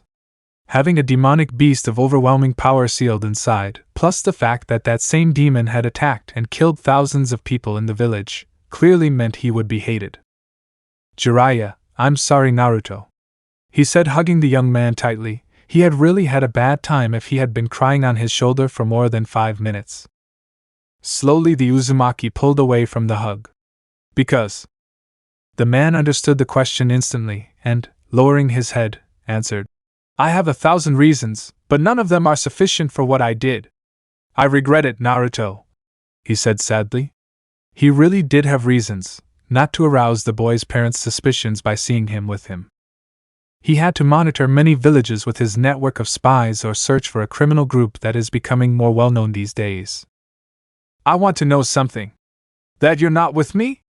It has to do with the Hokage, I ask. Jiraiya, something like that. Although it's also my own fault, I looked for excuses to evade my responsibility to you," said the old man to crouch down to Naruto's height and put his hand on his shoulder. "But I'll make sure to make up for all that lost time, I swear by my nickname of Jiraiya the Super Pervert," he said, nodding his super perverted pose causing a drop in the blonde. "Naruto, you look ridiculous," said the Toad Sage, declining. "Young people today don't appreciate genius even if it's right in front of them," thought the wise Toad. "Now repeat what you told me before," he said, thinking of helping his godson as much as possible. "Naruto, I don't care about your reputation as a fourth-rate super pervert?" I asked doubtfully. Jiraiya hesitated, sweating. "No, I meant training." "Naruto, you're talking about I have to train for the Chunin exam. I only have 2 more weeks," he said, getting back to the topic. Jiraiya nodded and smiled. "Come with me, brat, I'll show you my super tricks that turned me into Jiraiya the Wise Toad." Naruto stood in front of the man with a "what the hell" look on his face. "You still look ridiculous," he whispered, walking behind the wise step. "At training camp 1. And what will you teach me, Ero-sanin?" "Jiraiya, don't call him Ero-sanin, brat. That name will stain his reputation," he said angrily. "Now come here, I'll teach you how to summon toads like the great G." Before he could do the pose again, Naruto stopped him and shook his head. "Stop it!" The wise Toad grumbled about how brats don't know what genius is and that his pose was super cool. "Let's continue. Now I'll show you the seals for making a summon," he said as he bit his finger and put blood on his other palm. "Is that necessary?" I asked, disgusted. Biting his finger would basically be sucking his own blood. "Don't complain, you either want the technique, or you don't." "It's fine," he said, biting his thumb and smearing his palm with his blood. He then made the seals Jiraiya had made and placed his hand on the floor. "Naruto, what the hell, Ero-sanin? This jutsu doesn't work," he said, annoyed, looking at the old man who was blank. "Before you can summon creatures, you must have a contract, like I do with the toads of Mount Maguekio," he said with a drop of sweat. The blonde blushed in embarrassment at his stupidity. "And where do I get one?" I asked, turning Jiraiya. "Are you serious? Look. Brat, you should pay more attention to what other people say. I just told you I have a problem with toads. If you have one, give it to me and stop bothering me," he said angrily, hiding his embarrassment. While Jiraiya reined himself in, he pulled the large scroll from his back.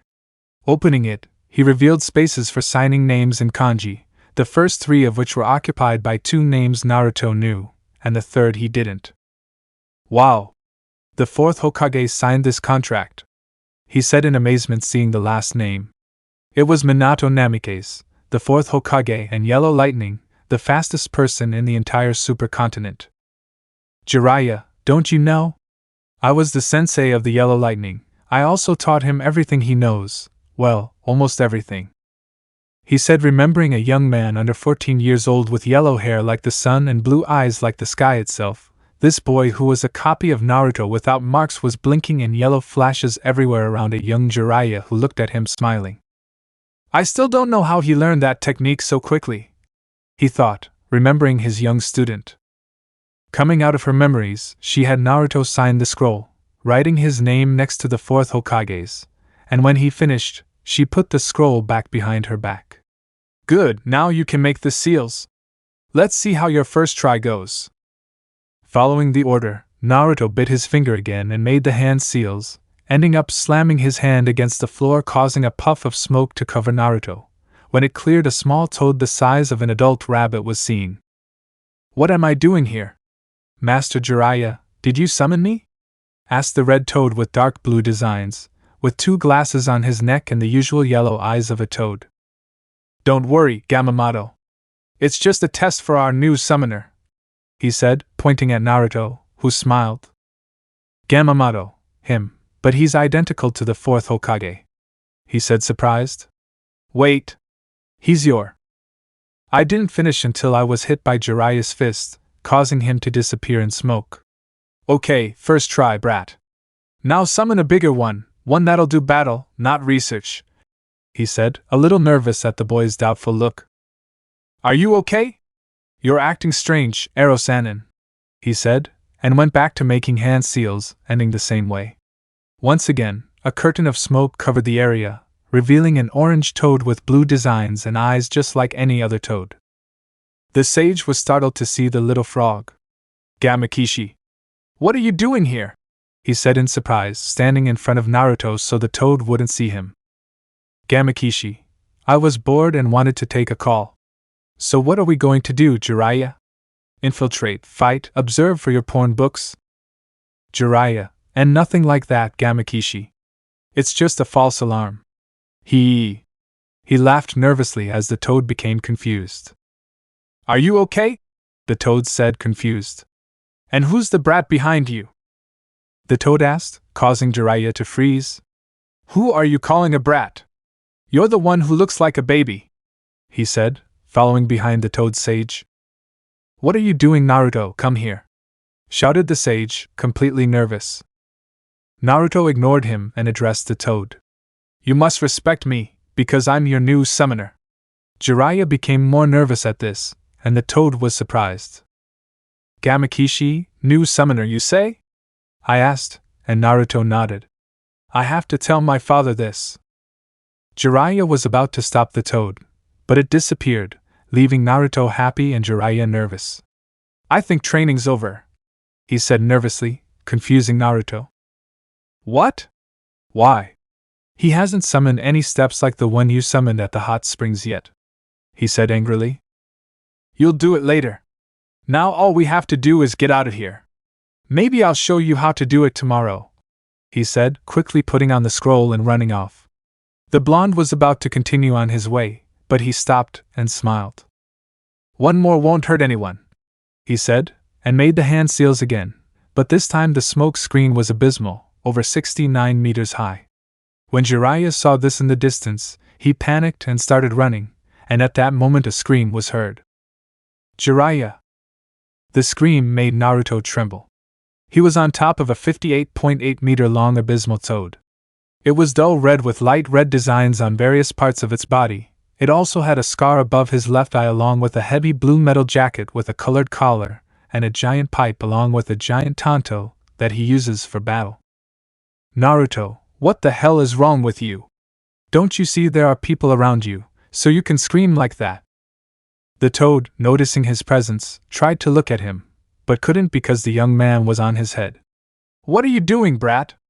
Where's Jiraiya? He asked, annoyed. Naruto, to have a clearer conversation, stood on his nose, sent that the step look at him, and be amazed. Ero-sanin ran away when you appeared and I am Naruto Uzumaki, your summoner Tebeo, he said happily. This brat looks just like the fourth Hokage. He must be it, the big toad thought. I am Gamabunta, head of the Toad clan of the Myobuka mind, and you summoned me here? The toad asked. Naruto, yes. Although it was the third one, the other two I barely summoned two small toads, but I wasn't planning on summoning you either. I mean, it was a matter of summoning a 5-foot-long toad, not a 60-meter-long one. Gamabunta, I am 59 meters tall. Naruto, it's still amazing. And tell me, when we fight an enemy, I already want to kick ass.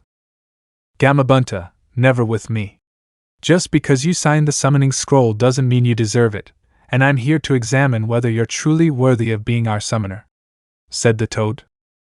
Naruto was offended by that. I'm the best summoner you'll ever have. After all, I'm Naruto Uzumaki Tebeo, he said happily. Gamabunta looked at the boy strangely. Tebeo? Identical to Kushina, only she said Tebane, he thought, looking at the boy. Fine, the test will be easy. You have to stay on my back for the rest of the day, until the sun goes down. It would be easy, he said, climbing onto the man's back and sticking to the ground with chakra. You can't use chakra either. If you do, I'll know, and will erase your name from the scroll forever. With that, let the test begin, he said, and the disaster began. The toad began to jump, causing Naruto to hold on tightly to anything he could grab onto. Thanks to his physical strength, he was able to hold onto the toad's skin, but even then it was very difficult for him. In the distance, Jiraiya was seen sitting quietly in a tree writing. I hope he survives, he thought, seeing the mess that was Training Camp 1 and the surrounding forests. Minato and Kushina are definitely going to kill me, he thought as he saw Naruto fly off the toad's back and luckily land back on top of its head. While Naruto was green from dizziness, he was about to give up. But at that moment an idea struck him. Standing as best he could, he removed the sleeve from his arm, revealing the Omnitrix, and when he pressed the 2 buttons the clock dial rose. But at that moment, instead of a figure, a spinning circle began to appear while a light came out and scanned the Toad Boss. Great, now this isn't working, he thought, annoyed, seeing the Omnitrix in yellow and the circle spinning in a charging motion. Because he was concentrating on the clock, he fell on his back on top of the pass and flew off again. Only this time he fell on the toad's back, and to avoid falling down, he grabbed onto one of what he thought were toad grains on the Toad Chief's back. Let it be grains, let it be grains, he told himself, starting to climb up the toad's back. Although the slime on the toad's back wasn't helping, he could still do it with physical strength. Some time later. It was already nighttime. More precisely, 7:30 p.m., and a Gamabunta was seen jumping, while a dizzy and tired Naruto was still on his back. The boy was exhausted and tired, and he showed it by falling from the toad's back forward, passing right in front of Gamabunta's eyes as she watched him fall. Catching the blonde before he fell, the Toad Boss looked at the boy and smiled. I think you went too far, Gambunta, Jiraiya said, walking in her direction. The Toad Boss looked at him without interest. The boy was very persistent. I wanted to see how far he would go, he said, putting him down and leaving him in the hands of the Toad Sage, who put him on his back. Okay, see you later. And I promise I'll pay you back for that beer, he said nervously. The reason he'd run off was that he owed the Toad Boss a jar of beer, but it was so big that 1 jar of beer from the past would be all the money he owed for his ninja career. The Toad looked at him and nodded. I'm still waiting, Jiraiya, he said, disappearing into smoke. With that, Jiraiya smiled. Who would have thought you'd be so strong, kid? Look, I fell 16 times. Luckily for me, that one. Back then, he barely measured 17.8 meters, although he liked to say it was 18 meters. I thought, remembering the young Gambunta and his similar exam. Minato, Kushina, are you okay with how strong you've become? I just wish I could have been part of that growth, he thought, looking up at the sky where 2 stars very close to each other shone in response. Okay, brat, it's time to wake up, he said, but the boy didn't move. Trying again, the boy stayed the same, and when he lowered him from his shoulder, he saw the unconscious young man. I think a trip to the hospital first, he thought, disappearing in a flurry of leaves along with the blue-eyed blonde. Chapter 7. An elderly man in his late 80s could be seen wearing a white robe and a red hat, with a veil draped around his neck and the word fire in kanji on his forehead. The elderly man, named Hiruzen Sarutobi, was signing papers in his office, fulfilling his duties as Hokage. Sense? Hiruzen sighed tiredly at the annoyed shout he heard. He knew why the person was upset, and this would only make things worse. Sensei! At that moment, Jiraiya entered through one of the windows of the old man's office. Because you didn't tell me Naruto wasn't under your care. Yes, Jiraiya is, he said, sighing at what was to come. Jiraiya, of course not. I went to his house, and all I saw was a crumbling apartment, and a girl worried sick about why Naruto hadn't arrived, he said, making quotation marks when he said house. Hiruzen, a girl? There's a girl in Naruto's house worried about him, he asked in surprise. Don't change the subject. Tell me why you lied to me about living well under your care. Hiruzen just ignored the question and spoke. Jiraiya, this is more important. Naruto never told me he had a girl living with him at his house, he said seriously, and Jiraiya just got angry. I don't care if I warn you or not. You shouldn't be telling me everything you do in your life, sensei, he said seriously, a little annoyed. Now answer. It was necessary, and you know it. If I had told you the council didn't accept me having him under my command, you would have stayed, he said, sighing from his pipe. Jiraiya frowned at that. You know what he did when he saw me and told me I was his godfather, he said, and Hiruzen sighed. He knew he'd tell him at some point, he just wanted it to be now. When Naruto was giving him the creeps of distancing himself. Did he hit you? He asked, puffing again from his pipe and starting to work again. He'd better make the most of his time, or he'd be home very late. No. I mean, yes. But then he hugged me. And cried on me for 5 minutes. Saying that, Hiruzen stopped, but then continued his work. Each tear seemed like a sea of suffering. Now I know that nothing you told me while I was gone was true. Hiruzen, yes, they are, Jiraiya. That angered the sage. More for the courage of telling him it was true, than for anything else. Really? He's under my care, he lives happily with me. He has private sensei, he passed the Genin exam perfectly, he and his team get along well. And he has many friends. Tell me, which of those is real? Everyone, the Hokage replied calmly. Jiraiya, I knew you'd say that, and that's why I investigated everything and none of it is true. He doesn't live with you, he never had any private sensei, and even those at the academy tried to make him learn as little as possible. He failed the Genin exam because of a clone technique that no one uses in battle. He only passed it after stealing the forbidden scroll and learning a technique. Jiraiya, He was quickly cut off by the Sannin. He and his team hate each other, and it seems like they can't even be together. The girl wants to hit him for any mistake, be it his or hers. And above all, those kids can't even call themselves his friends. Most of them don't even know if he's okay. The others barely even look at him differently. Only the girl from his house and the lazy Nara can call themselves his friends. They did care about him and went to see him at the hospital. The Hokage became worried upon hearing the hospital. Did something happen to Naruto? I didn't record anything. He passed the contract exam with Toad. Gambunta was a little harsher on him and caused him to faint from dizziness and low chakra, but he's fine, he said, arms crossed. The Hokage calmed down upon hearing that. Hiruzen, sure, he said and continued with his paperwork. They both fell silent, which seemed to anger Jiraiya. After a few minutes of this, the Sannin spoke. So? The question confused the Hokage. Well? You've made Naruto suffer his entire life, you lied to me about him and you have nothing to say? The old man didn't respond. I don't even know how Minato and Kushina trusted you, you clearly didn't deserve it. The Sannin walked out the door, leaving the elderly Hokage at his desk, stunned by his best student's last words. Clearly his words were true, but there was nothing he could do. Regret wouldn't help at this moment, and words wouldn't fix the past.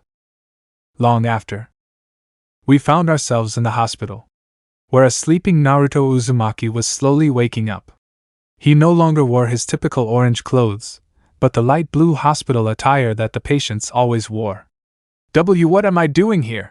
He asked sleepily. You fainted a few weeks ago. The blonde recognized the vague voice. Looking to his side, he saw Shikamaru sitting next to his hospital bed with a container full of fruit, and the Nara himself holding an apple. What are you doing here? He asked, seeing the Nara still wearing his angry, lazy expression. You fainted, so I came to see what happened to you. Naruto, since then? How long was I unconscious? He asked with doubt and concern. The Nara looked thoughtful, but then snorted like any lazy person. A week and a few days. Naruto, what? Shikamaru. Don't shout, he said, annoyed by the racket the blonde had made, clutching his head in worry. He didn't even know what to do first, because it seemed like he was late getting somewhere the lazy guy didn't know. Shah. I'll be late for the Chunin exam. Getting off the hospital bed, the Uzumaki took his clothes to his side and began to put on his pants as quickly as he could at that moment, but his haste betrayed him and made him fall to the ground. Shikamaru looked at him strangely. There are still 2 days left until the Chunin exam. Naruto calmed down with that, and more calmly stood up to put on his pants. I passed the exam too. Do you really think I'd be here instead of there? That earned him a look from the blonde who had really written all over him.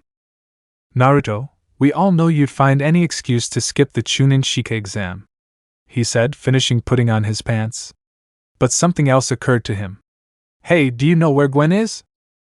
Yes, he replied. Naruto and? Shikamaru snorted angrily. She left about 20 minutes ago. She said I wanted to talk to her or something, he said, annoyed and tired. It was normal for him. Naruto nodded at what the Nara said. Hey Shika. Has anyone else come to visit me besides you and Gwen? He asked, and the Nara thought. That only made the blonde tick because he knew he was coming after the lazy guy.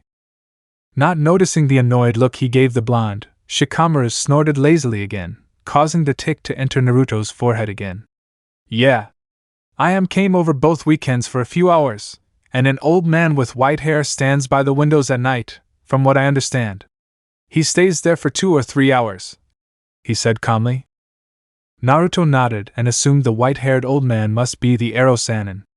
My godfather, he thought, smiling at the memory of meeting a relative. Although he was annoyed that he had technically left him his entire childhood, he couldn't be angry with the sage. It was something his heart wouldn't allow, and honestly, he didn't want to be angry with his only relative either. Naruto put that aside and thought for a moment about what the Nara had just said. Wait, how do you know when everyone comes to visit me? He asked, looking at the Nara, who seemed to grow tired.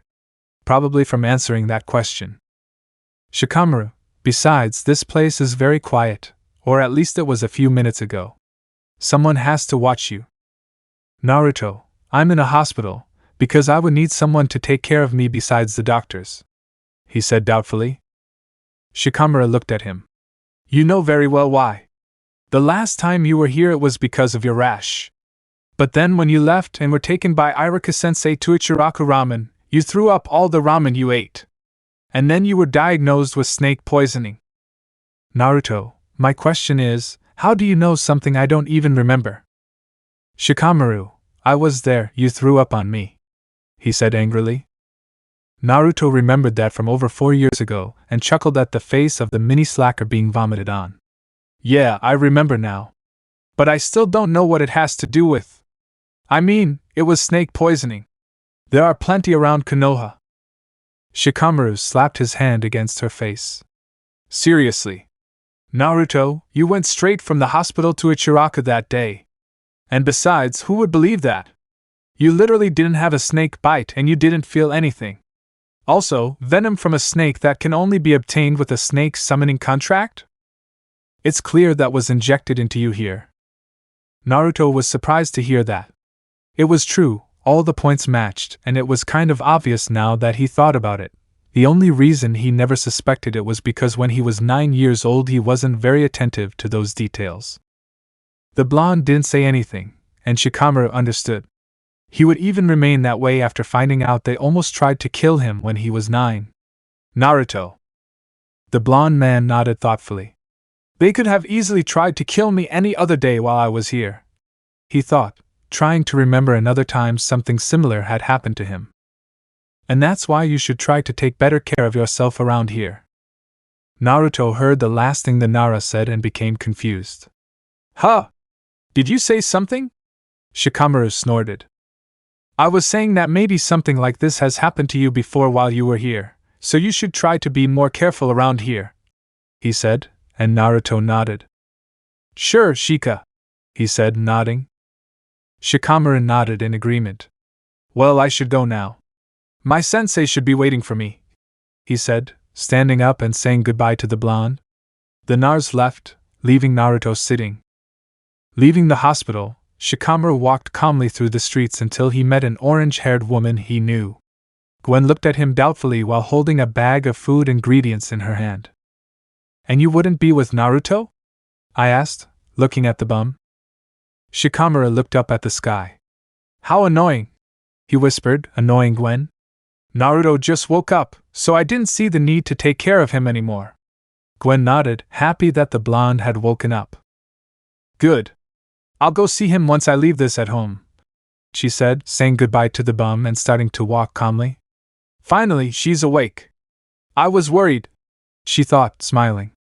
But she blushed, remembering the matter that remained unresolved between them. In the hospital. Naruto was seen finishing putting on the clothes he still had lying next to his hospital bed. When he finished, he took the shinobi bandana and placing it on his forehead, gathered his wild hair into a spiky but controlled shape. Ready to bathe, she said, looking at herself in the mirror in her room. I should give myself a makeover. These clothes are starting to get a little tight, she thought, seeing how the jacket was tied around her arms and slightly around her breasts. They've really grown, she thought, looking at her arms. Starting to strike poses to admire his muscles, Gwen opened the door and looked at the blonde, who didn't seem to notice her presence. You really like your muscles. Naruto blushed upon hearing the Tennyson's voice. Don't be embarrassed, I assure you you're not the only man who does that. I'm surprised this is the first time I've seen you do it when we literally live together, he said, putting his arm around the blonde's neck. It's not what it looks like. I just saw that the clothes were tight, she said, letting her embarrassment show. Gwen, sure, if you say so, she said, smiling. Okay, now come with me. Is waiting for you at Ichiraku Ramen. Naruto smiled. Sure, but let me finish something first, if you will, he said, smiling like he usually did. Gwen nodded. I'll wait for you outside, she said, smiling. With that, Gwen left the room, leaving Naruto, who smiled. They told me you come to watch me every night. Did they close the hot springs or something? Ero-sanin? He said, looking toward the window, where the toad was looking at him, smiling. Well, they closed them 2 days ago, but that wasn't the reason I came earlier. Naruto smiled. Of course, Ero-sanin. And we'll train now, since I've learned the summoning technique. Jiraiya smiled and thought for a moment. How about this? I'll give you a test, and then we'll see what super technique I teach you. Naruto smiled. Sure, I'll pass that test. But what will it be about? I'll leave you with the C-rank technique. It'll be a wind style. If you can learn it and use it well for the Chunin exam, I'll teach you an A-rank technique. I assure you, you'll like it. Naruto smiled. I assure you I'll make it tonight, Tebeo, he said cheerfully. Jiraiya stopped them. Calm down, brat. Go to the girl first. She's probably waiting for you. Norat smiled at that. Naruto, of course, Ero-sanin. Jiraiya smiled at the retreating blonde. As the Uzumaki left the hospital room, the Toad Sage jumped out the window and headed for the best place in all of Konoha, the hot springs. Naruto closed the door behind him. Let's go. The blonde man jumped in fright upon hearing Gwen's voice. Are you planning on ripping out my heart? He asked angrily as he took off from the ceiling, where he landed due to the fright the orange-haired girl gave him. Gwen. Hey, stop the drama. It seems like that long sleep made you even more boring, she said, laughing. Naruto crossed his arms seriously. It didn't make it any more boring, it's just that you'd react the same if it were you. They scare you like that, Tebeo, he said angrily, causing Gwen to laugh even more. The girl looked at him with a small smile. I'm glad you're okay, he said, looking to the side. Naruto looked at her confused but smiled as only he could. You're one of those few people who really cares about me, and that's why you're one of my most precious people, and I keep you here. Gwen blushed atomic red when she saw the Uzumaki pointing at her heart. Stop talking nonsense, Red said, looking away. Naruto was confused. It's not nonsense. I assure you, you have a very special place in my heart. It's a place only you can occupy. Gwen's blush deepened at the boy's words. You're an idiot, she said, annoyed, and began to walk faster to get away from the blonde, so he wouldn't notice her atomic blush rising to her ears. Naruto was confused by the girl's actions. Did I do something wrong? He wondered, looking at the orange-haired girl ahead of him. Sometimes women are complicated. I think I understand Shikamaru and his complaint about women, he thought, running over to Gwen. Chapter 8. Naruto could be seen in a solitary training camp slowly making hand seals. Ox, hare, ram, boar, and tiger, he said slowly. Wind technique, dust petal dance, he said, and a tornado of petals began to swirl around him. With a wave of his hand, the tornado began to move. As his hand moved to the left, the tornado followed his will and embraced several trees before disappearing. Naruto, it's almost perfect, he thought, smiling. Moving his sleeve, the Omnitrix came into view, and the boy began to move the handlebar. Flames, diamond, jungle wild, and this ball? He thought, seeing some kind of panda. And this is where I need Gwen. I don't know what the hell this is. He whispered worse, then smiled. Who cares? There's no trial and error for this, he said, smiling, pressing the Omnitrix. A tube with a shadow inside could be seen, and next to it were flames, diamond, jungle savage, incepted beast, 4 arms, phantasmal, XLR8, and Ultra T. The shadow conduit opened and let the shadow pass through and entered Naruto's back. Naruto's arms suddenly began to swell, and then his body followed suit, leaving his head, which instead of growing fat, became one with his body. His skin turned white, and some sort of shell appeared on his arms, legs, and back. Naruto. Now I'm a panda? He said doubtfully, seeing his appearance. It wasn't surprising or extravagant at all. He even felt super slow and very fat. Isn't this thing good for something or something? He thought angrily. Hey! Brat, I came to see how your training is going? Jiraiya asked, entering the training grounds with the double-serve ice cream in his hands. However, he dropped the ice cream when he saw Naruto transformed in front of him. They both stared at each other, saying nothing. Until, a panda from the forest of death!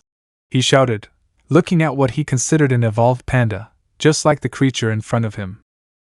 Naruto was left speechless by the Toad Sage's assumption, which made no sense at all, or at least not to him. Ero-sanin. You're stupid, Uzumaki said with a blank face. Jiraiya looked offended, but that was only for a second. Until the words of the creature that was apparently a summon spoke. Wait! Ero-sanin? Only the brat calls me that, he said, and the transformed Naruto smiled. Surprise! I'm old, he said with a toothy smile, which would have been pleasant if it weren't for his current form. So what do you think? Jiraiya said nothing, causing a drop of sweat to form on the back of Naruto's head. Very well done, really, he praised, greatly confusing the alien. The texture, the teeth, the thickness and size, everything is perfect. Naruto was confused by that it was perfect, and why he described it as something made up. Jiraiya, you've certainly improved with your transformation technique. The third told me you could actually include changing gender, but that's a different level. But how does this affect the training I gave you? Naruto understood everything now. Ero-sanin. This isn't a transformation technique. I literally look like this now. It's because of this clock on my chest that makes me actually transform into aliens, he said in a thick voice, and that confused Jiraiya, who looked at the symbol on the mutated panda's chest. A watch? Aliens? Even if he made you believe such a lie, how did you get that watch? I asked with doubt. Really, Ero-sanin. It's not a transformation, and I got it a while ago. It fell into a metal comet that apparently came here from space, he said, maintaining that Gwen came with him, or that other aliens are already looking for him. Jiraiya, a comet? You're talking about the one that passed by here 2 weeks ago? The one that burned down an entire forest and disappeared the next day? Naruto, who was covered in a crimson glow, revealing his original appearance, scratched the back of his head. Well, the fire was my fault, but yeah. That comet, in it came this incredible alien clock, he said, moving the sleeve of his garment, revealing the discharged clock with its red hourglass symbol. If that's true, that would be incredible for you, he said, not knowing what to say. They already knew about the aliens. Rikuta-sanin himself claimed to be one, as he came from the sky, or so he was called. Many compared him to a god. But it was easier to believe he was a simple alien than a true god. Naruto, right? Plus I have 10 aliens all to myself. While that seems to be their limit, it's still amazing, he said, smiling as he looked at his already charged watch. As Jiraiya nodded. 10 alien forms, that's it, Naruto. Does anyone else know about this watch? I asked, and the blonde, to my relief, shook his head. Technically, no one knows I have it, even though I've used a few of its functions, he said, remembering when I used the ultimate form to use the speed of XLR8, or when I accidentally shot diamonds at a stranger. Jiraiya, functions? Yes, their technology is fascinating, he said, smiling. I can acquire an alien characteristic with a form called Ultimate Form. I can also switch between aliens by thinking for a period of 15 minutes. There are other forms and commands, but they're complicated, he said, looking away, remembering his mistake with the watch and the Toad Boss. He knew it was a commando because of the yellow color it gave off, but since there were several commandos with that color, he couldn't tell which one it was. Jiraiya thought about what I'd said. That was minimal. Incredible. Although he didn't know what Alien had or what its capabilities were, he could say that just having that technology made the watch powerful. Well, forget the training I gave you, brat. Naruto was confused. Now we'll do something else. We'll analyze these 10 aliens you mentioned and see their strengths, weaknesses, and most important characteristics. Then we'll use the commands you know and we'll be able to analyze everything, so you can prepare for tomorrow like no one else. Naruto beamed a big smile of joy at that. He had a promise to keep, and if the sage taught him how to better harness all these abilities, he could become even more powerful. Let's go, he said excitedly, pressing the clock and switching to the flame form that amazed Jiraiya with the heat given off by the young man, now almost 1.75 meters tall. So that's what you meant by the forest being your fault, he said, but he managed a smile. This alien already gave him plenty of work material. He could imagine with the other 9 that were missing. The next day, we find ourselves in a stadium full of people, both civilians and shinobi, and even kages, this being the stadium for the final parts of the Chunin ancestry exams. In the center of the field were the genin seeking promotion, and who had made it to this difficult and very risky level of the exam. Among them were Naruto, Shikamaru, a seemingly blind young man with white eyes, a blonde with 4 pigtails holding a giant metal object, a boy with a turtleneck blocking his mouth, a boy in cat clothes with makeup and a doll with bandages on its back, and finally, a redhead with an area gourd on his back. These were 7 of the 8 participants, with one missing, Sasuke Uchiha himself. They're going to disqualify him, Shikamaru said to Naruto, who rolled his eyes. That's impossible, Tebeo, I whispered, hands behind my head, staring at the leader's box. Too many important people are here to see the greatest prodigies. I assure you, many of them must want to see the team in action, he said with his arms crossed. And Shikamaru shrugged his shoulders without saying anything. He doesn't care if the Uchiha arrives, he's disqualified, approved directly by Kami and the Hokage. As long as he finishes the exams and can see the clouds again, he'd be more than content. Judge, okay, everyone ready? The rules are the same as the semifinals, except that you'll have a 1-hour time limit, I said, confusing the genin with that rule. As you know, there are important people up there, and their time is precious, so we must make the most of every second they give us. All the genin nodded. Naruto, and what will happen to Sasuke? He hasn't arrived yet. The host looked at him, his eyes showing more disinterest than Anara. Uchiha Sasuke has until the second round to arrive, he's got plenty of time, he replied, and Naruto nodded. Presenter, okay, I know you know who you're fighting, but I'll say both fighters' names and the rest can go up and wait their turn. Hyuga Neji vs. Naruto Uzumaki. With both names called, the blonde man with flowing hair stood in front of his opponent, who was, in short, blind. Or so it seemed at first glance, since the look of arrogance, confidence, and anger that Naruto's eyes conveyed made it clear that he did have his sight. This boy named Neji Hyuga was from the Hyuga clan, a clan with the ability that Naruto knew was said to be able to see 360 degrees around him, or something similar, also having a range of kilometers of distance of vision around him. And with the ability to see the flow, conduit, and points that confirm the chakra, they could hit them and that would be like hitting a nerve, but with the ability to actually paralyze the shinobi if it's in an important point. Presenter, are you both ready? I asked, watching the 2 genin look at each other with not the best intentions. If that's the case, you can start whenever you like, he said, walking away nonchalantly, leaving both genin still staring at each other. While one looked at him with arrogance and confidence, the other only thought. That idiot wise man said that to be a genin I should not only sell, right? But I should also demonstrate cunning, intelligence, strategy, power, and… I forgot the last one. I'm going to fail this shit. He said this with crocodile tears in his mouth. Then, as if on cue, they both stepped back, distancing themselves from each other. And being the first to attack, Naruto placed his hands in a cross shape as a burst of smoke emerged, covering the Uzumaki. Running at full speed, he attacked head-on, causing a shock in the audience.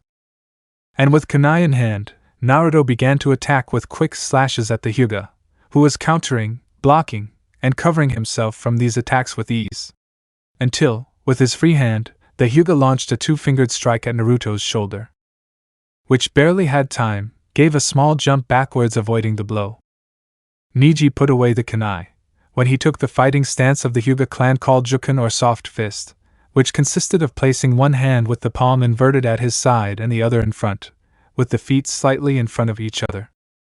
This will be your end. These were the Hyuga's words, using chakra to activate his ocular power called Byakugan, or white eye. The main characteristics of these eyes were the veins around them that became noticeable due to swelling, and the pupils were also noticeable, though this time with simple details and a pearly glow. Naruto braced himself, but in an instant, Neji was standing in front of him. With a palm strike to the stomach, Naruto was sent flying, somewhat worrying some people in the box. While Naruto was on his knees, he spat out blood from the blow, which hit the central chakra point of the entire network.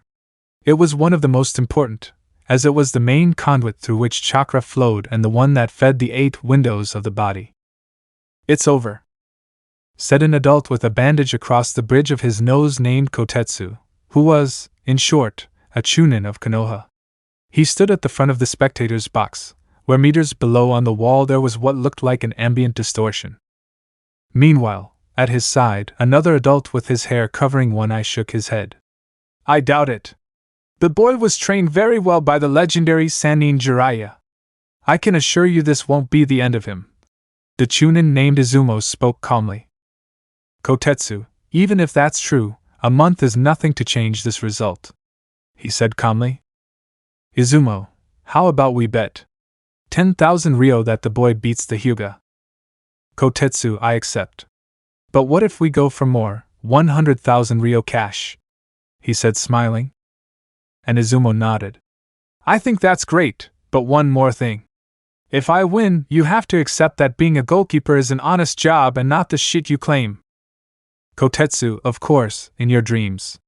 The Hyuga will win, and the battle will be incomprehensible beyond this. He fixed confidently, and Izumo smiled as he turned to watch the battle.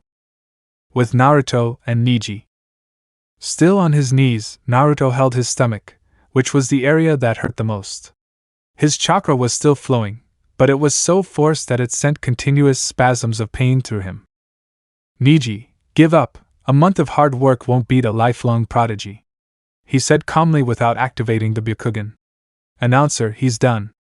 Any technique damaged his chakra ducts due to his current state, he said, withdrawing. But it stemmed from not hearing the announcer announce his defeat. A clone's life won't matter, I don't have to intervene or end the fight, the announcer said, and Naruto on the ground smiled as he burst into a smokescreen that made his position as a clone clear. When a green glow came from the trees at the back of the battlefield, and in an orange flash Naruto was behind Neji ready to attack. Although being at level, Neji was able to avoid the kick and trying to immobilize the foot tried to strike the Tenketsu, pressure point, there. Although, managing to use one of his support hands, Naruto launched another downward kick that Neji blocked with his forearm, then let go of the Uzumaki. He fell to his feet when a small red glow covered his blocked forearm. Naruto, that wasn't so bad. Do you have anything else to show or is that all? I asked, smiling.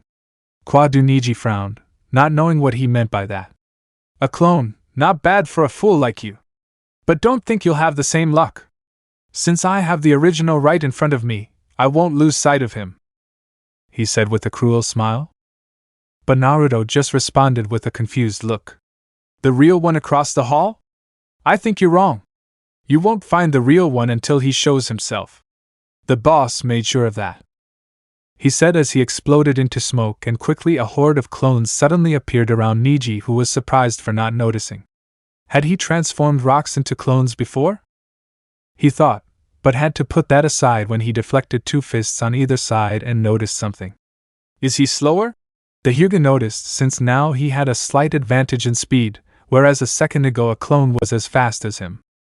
Niji didn't give any importance to that, when he had to jump back dodging a kick to his chin from a clone, but instantly, he again blocked the blow from several clones around him, making it seem like they stopped in the air. They are annoying. He spoke when the chakra began to come out of different points of his body, and at that moment it began to spin, creating a chakra dome, which with an astonishing rotational force managed to send all the clones flying, destroying some. When he stopped, he saw that only 2 Narutos were still on the field. There are no more clones, so only you remain, he said, bringing a smile to the clones, when both of them made their left arms shine, and instantly one of the clones went out at high speed against Niji, and another, with a powerful jump, ended up falling on the Hyuga, who moved away from the descending hammer blow. But he was surprised by the large crater the clone left in the ground. You're very distracted, said the second clone, who in an instant was behind him and with a quick kick, attacked him, but the Hyuga blocked it with his hands in an X. Then he took advantage of the fact that he was close and began to spin. Using his chakra rotation again, both clones with strength and speed were sent flying where the least resistance. The clone with speed was destroyed, disappearing in a smoke screen, leaving a Naruto who was slowly standing up. When Niji smiled, "I got you," he said, placing himself in a strange position with his hands stretched out in front and behind, with the front one stretched down and the back one up, and with that he spoke. Jukin, 8 tigrams, 64 palms. Let me know in the comments below if you guys want the next part. Also check out my other video that has been shown and left. Thank you for watching. If you enjoyed this video, please like and share this video. And have a fantastic day. Bye.